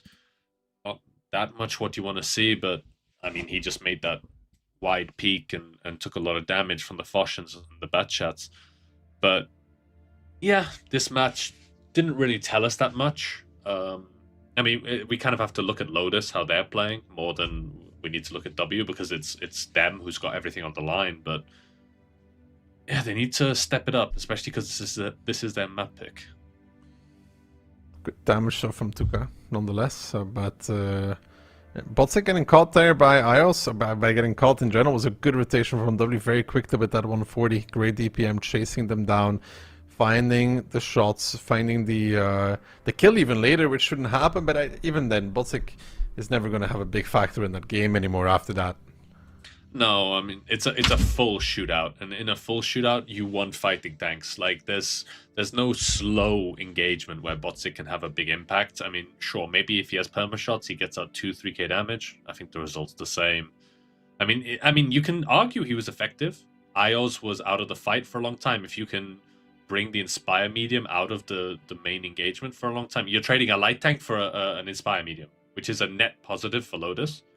It at the same time, though, it means Ios has a level 3 Inspire, maximum Inspire from shooting Botsic a few times. So, you know, but yeah, but he's going to be shooting other tanks in the while Lotus collapses on the 50Ms and BZs. Ios should be dealing like damage from the back lines, right? So I don't feel that. I feel like they're going to have level 3 Inspire no matter what happens. Phase 1 was 3-0 for W against Lotus. I don't know if this is going to be 4-0, but it is a good start for W. Yeah, just showing brutal efficiency. You know what I mean? Just taking those DPM tanks, going aggressive in the middle, try and catch something, and then you have Lotus boxed in to the base area only with the light tank, giving you map control. Ios isolates that light tank, so Lotus are forced to make a decision. Because if they don't make a decision, right, Ios takes the high ground on the coal piles, and then you're in complete crossfire, and there's no win condition anymore. So W doing what they need to do and having good reactions in the game. Lotus coming out, double first B, Bat, IS4, W with 100 BZ, quite heavy. Yeah, it's pretty heavy one, IS4 coming out, but W, 60 TP, triple T57, 140, and double Fosh B, a lot of clippers in that one. Yeah, Lotus making a little bit of a change. IS4 gets swapped to the Bat Chat for a little bit of extra map control, but no Inspire medium on Lotus' side.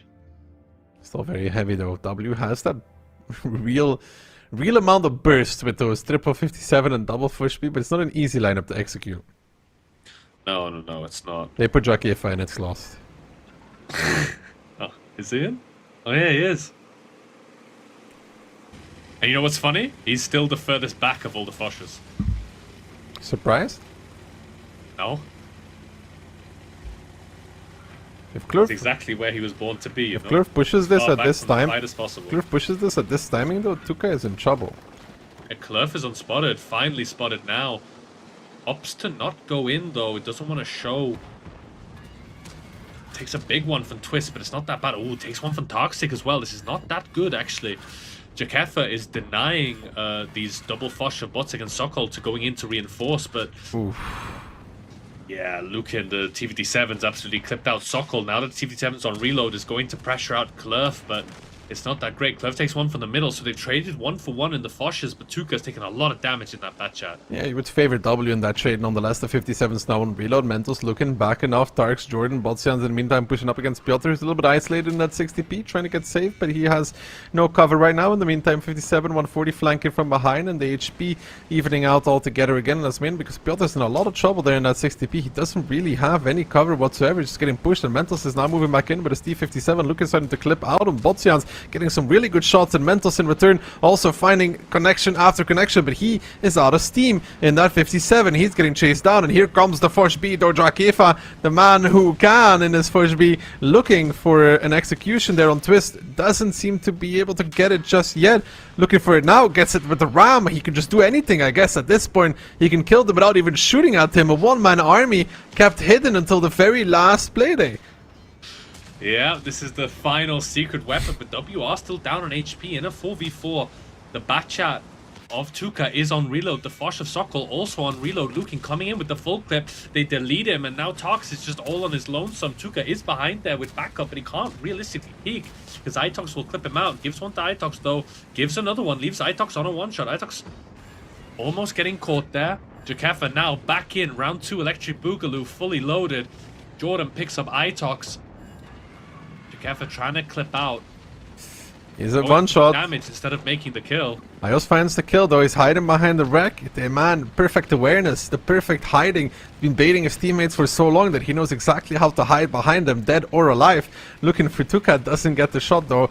Known for taking the easier fight whenever he can, and he does win that one, beating on the poor and innocent. Nothing, no surprise here for anybody whatsoever. Now sweeping in as the third man, but even then does not manage to succeed to take down the bigger guy. David versus Goliath, but David gets crushed. Luckily enough, his teammates there to carry him like they've been doing for the rest of the season, making it 2-0 for W. Yeah, I mean, we saw multiple points throughout that game. Jakefa throwing away his teammates. Like, he let the, he stayed back in the beginning. So it's Cluff in the Fosh who goes in and dies. So Jakefa can stay alive. Then at the end, he's focusing on taking the damage instead of making the kills. He doesn't even shoot the BZ. The BZ rams him. So, yeah, Jakefa showing that he doesn't have the team play for this type of league, It's not what you want to see. I mean, damage-wise, he doesn't even come on the top at all. He's like third, which is horrible because... He's playing for the gun marks. Look at the assist. Yeah, only one shot blocked, kind of bad, to be honest. I mean, you would expect at least 2 shots in that first B if you angle properly, but luckily enough, Lukin and Ios pulling the numbers out, and, poor Klurv getting baited by Jakefa. It's, it could be worse, though. It could be Botsic in this one. Yeah, true. 0 damage by Botsic. He got deleted by those TVD7s. He's watched a lot of banter streams recently. Thanks, man. Real nice guy. Coming towards the end, so you got to get your punches in or what? Yeah, keep bashing Jakefa. It's the last match of the regular season. It's gloves off. Yeah, I can't say too much bad about Jakefa. When we went to Shanghai together for the WCI, the first one, me and him were just roaming around together throughout China, and I kept having to order him food. So, I love Jakefa. He's such a nice guy. Order him food like what? KFC, Burger King. Yeah. Yeah. It's China. He's not exactly having wonton soup. Yeah, I know, dude. I was giving him hell for that. It's like, you got to try some stuff. He's like, nah, I'm good, but it's like. No, there was a point, where you're a week in China that you kind of just. I remember Phil came up to me and just said, "Just give me a McDonald's, bro." Really? Yeah, I ordered like for everyone. It was just no. There's I lived there for multiple years. Like I was eating noodles every day. So at some point, you do just want a McDonald's after a while. Yeah, but that's different, That's different. Well, yeah, but there was a lot of KFC chicken burgers eaten. Look at it that way.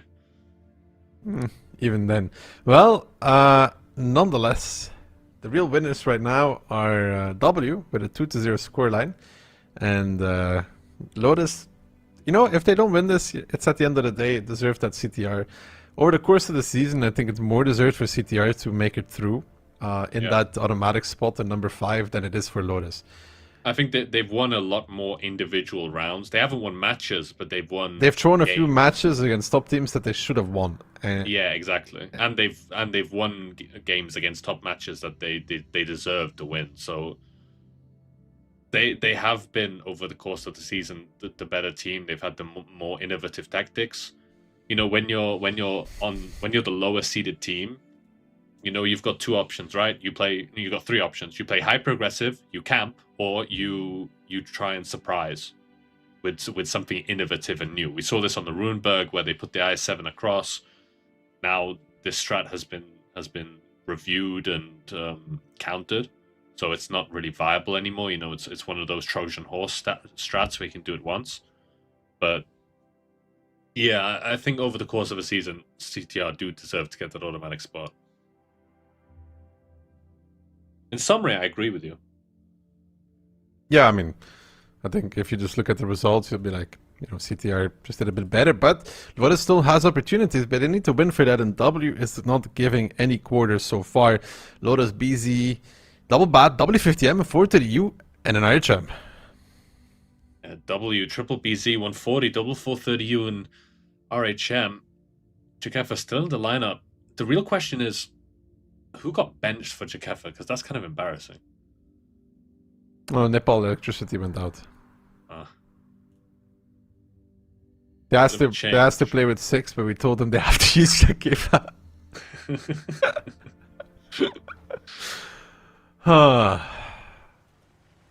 When he rewatches this, he's gonna be DMing me like match chatting, you know? Oh, me and Jakefa are really good. You know, every time I go to the World of Tanks events, like I always find a German friend. When I went to Moscow in 2018, I was just going around with Mayland the whole time. So that's my thing. Just find a German, walk around with him. Well, nonetheless, opening wise, W gets the radio tower. Piotr gets a shot of damage in return, but now 1-2 line pressure, and Lotus is very, very quick about this rotation towards 1-2 line. Is W aware of this? You could say yes, they have 6 tanks in the vicinity. Mentos looking to spot, but will he get it on time? Piotr is behind, Lukin is behind as well. The 140 is moving in, and so is the RHM. Not peeking though. You know, but they might just push out into the middle when they realize they have this 140 covering. Botsians is coming. They're very ready for this though. Look at it. Lukin is joining now as well. 4 tanks close. Botsians taking 1.8 to the face. He wants to push. Can Lotus even find a pressure point? Because right now W is trenched in behind that little hold down. The strike coming out as well. Botsians down low already. And if you thought but W was not prepared, they are, and they're even looking to repush themselves now as they see the double batch shot push past. Lukin comes in, picks up Botsians. Now the swing is on towards the E50M. Sokol is really in the thick of it, and he is going to be the next focus in that one. Tarks in the meantime trying to run away as well. Mentos jumping back in, but that's not really the play you want to make right there, as the FC, classic FC over eagerness, ends up killing himself for that one. Doesn't get Sokol either. Itox falling, and it's still W ahead from the initial engagement. They're rolling over the batch shots now. Twist on reload as well. Lukin chasing down once more, and it's going to be a quick and simple 3-0 for W after 3 rounds. They're showing that maybe they don't care about the match, but Lotus is not going to get anything for free. Yeah, and one more thing to say, you can see Jakefa full HP, not sharing that HP at all. He's keeping it for the next match. As any good redliner will know, your HP does roll over, so you shouldn't share it with any of your teammates.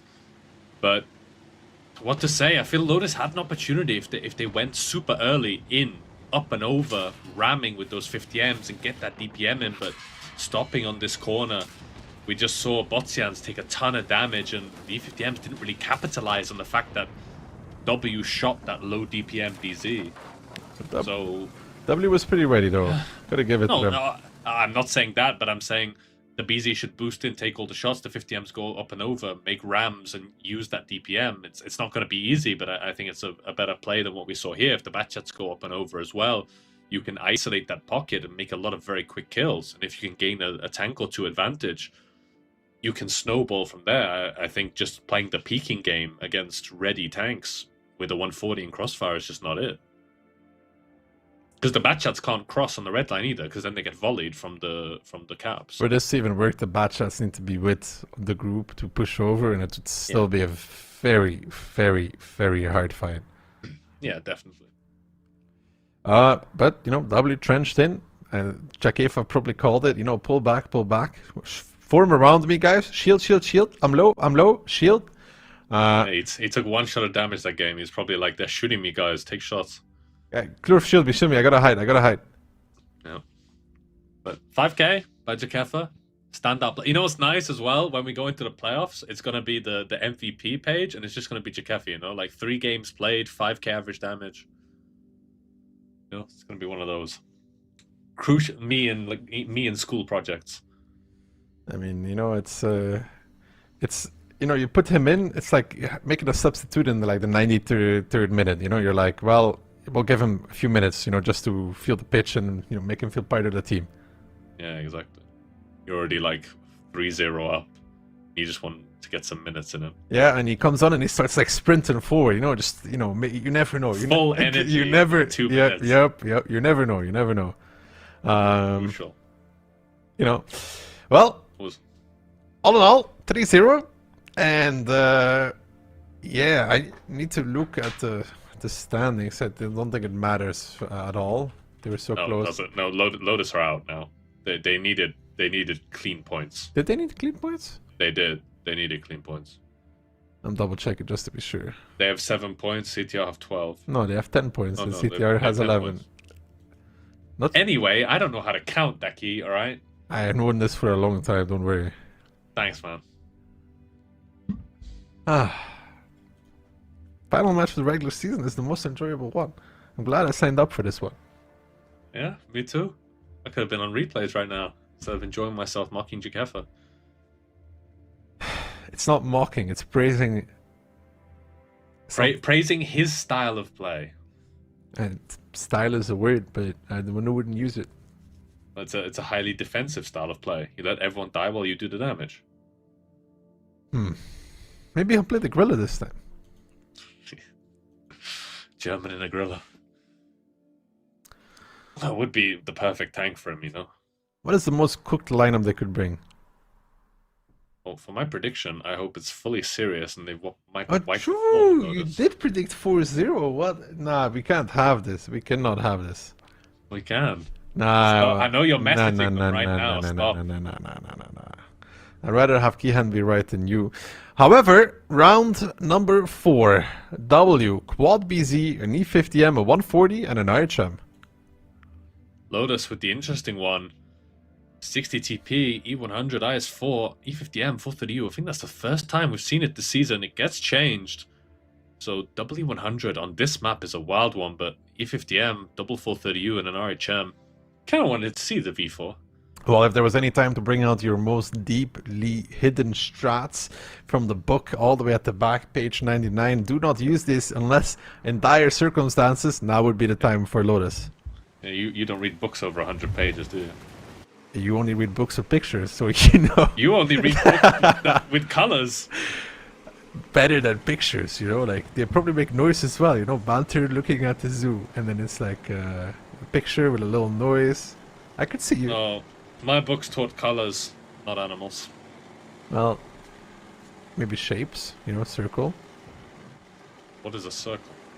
W100 spotted out in the middle though, and both teams facing off against 1-2 line. Jakefa actually receiving the first damage in this match, but also Ios in the 140 actually taking a lot there, down towards 1.3. Not a good start for him.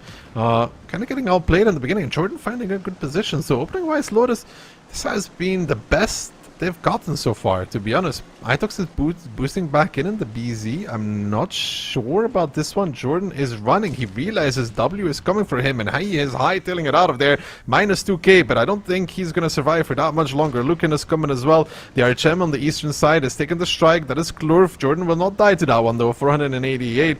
But Lotus with that decent start now. Looking a bit worse for wear as Piotr's pushing down together with Lucan. Tuka is covering, but Jordan is dead in this one. Lucan to pick up the kill. Twist now getting pushed as well, and it does just feel like Lotus is not able to put up a consolidated front line right now, getting overrun by W at every single position. Lucan is now with Piotr running over Tuka. He doesn't have the support needed either. Lucan with a good shield, Tuka with the miss, and Lotus somehow needs to pull this situation back straight, but it's not working that well, and Tuka with another miss?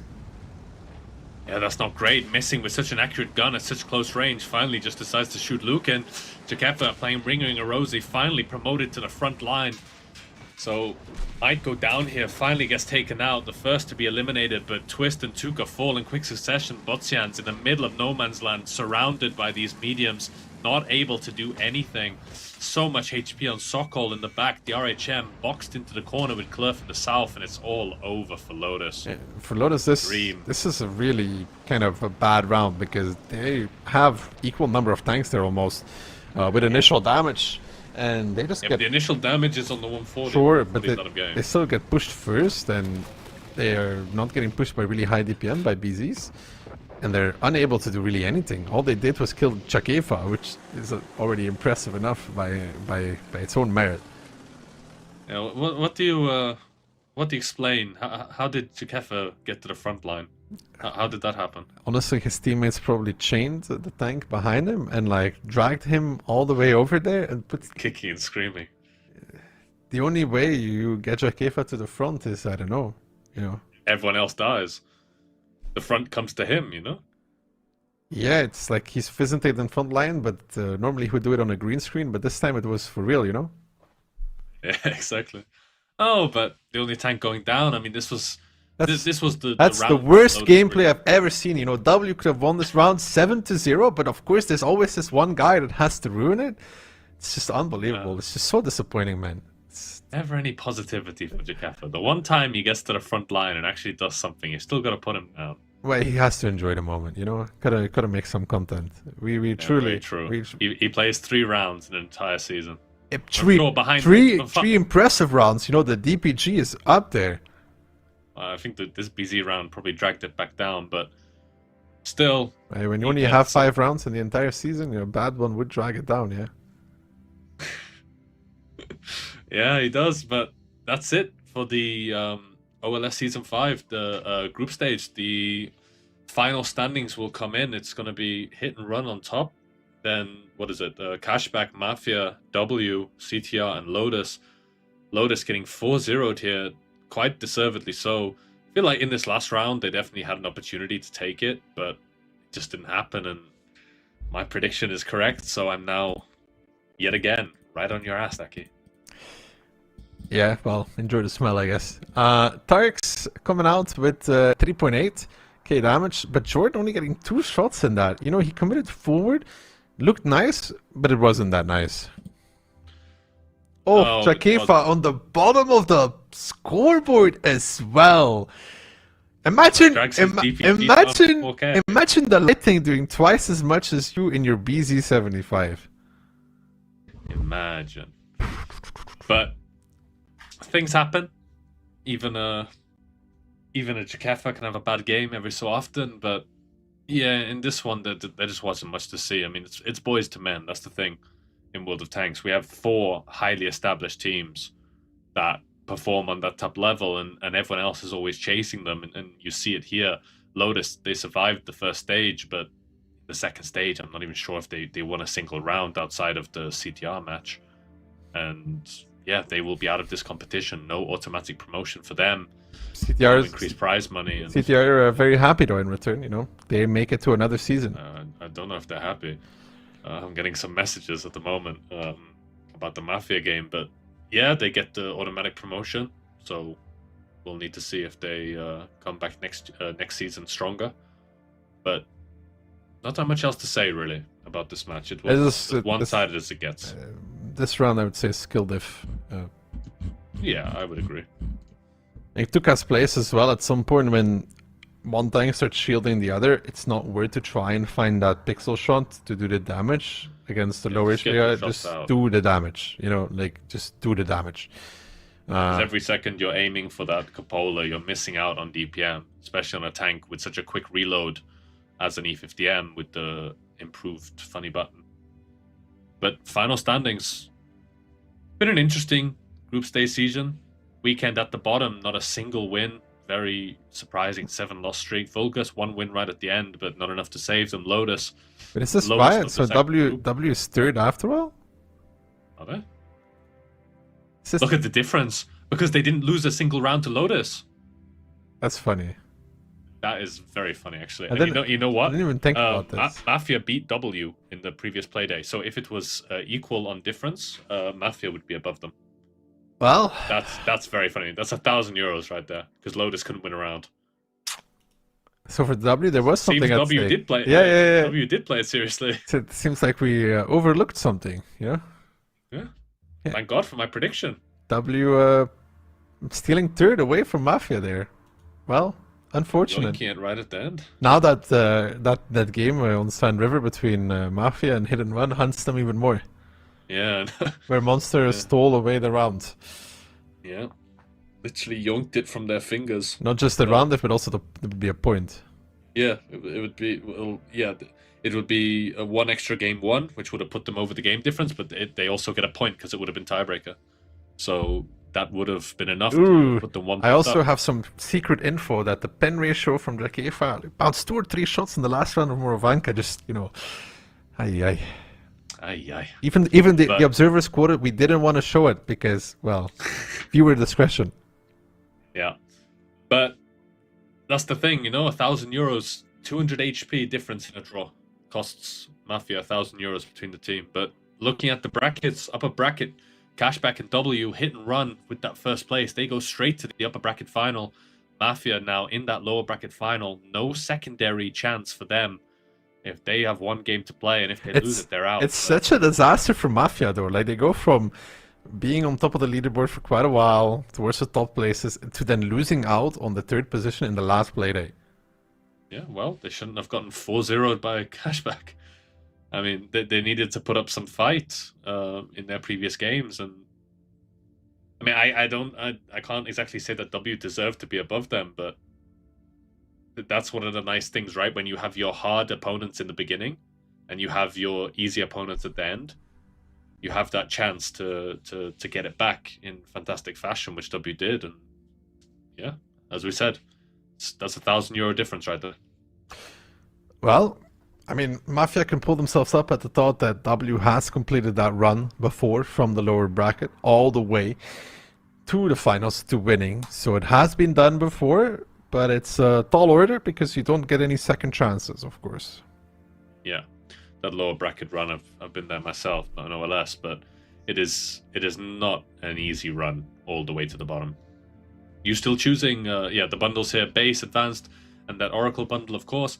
And are you still going with the hit and run bundle? Yeah, I think so. Why not? Go for the cashback one. Can I still get the Lotus one?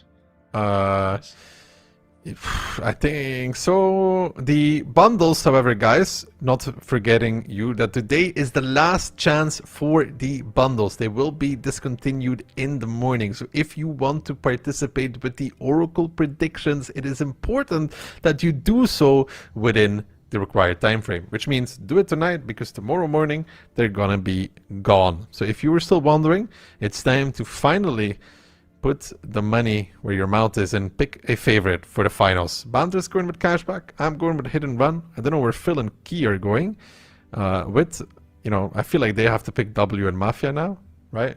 Yeah, just to make it one each. Exactly. Yeah, we'll give Phil Mafia, and Kian can have W. That works. Well, nice and simple. Yeah, sure. I'm okay with that. I'm okay with that, nonetheless. So we will be hosting one of my favorite streamers ever, actually. Right. He's been at the top of the game for a very long time, and I've known him for many years. Absolutely fantastic person. My man right there.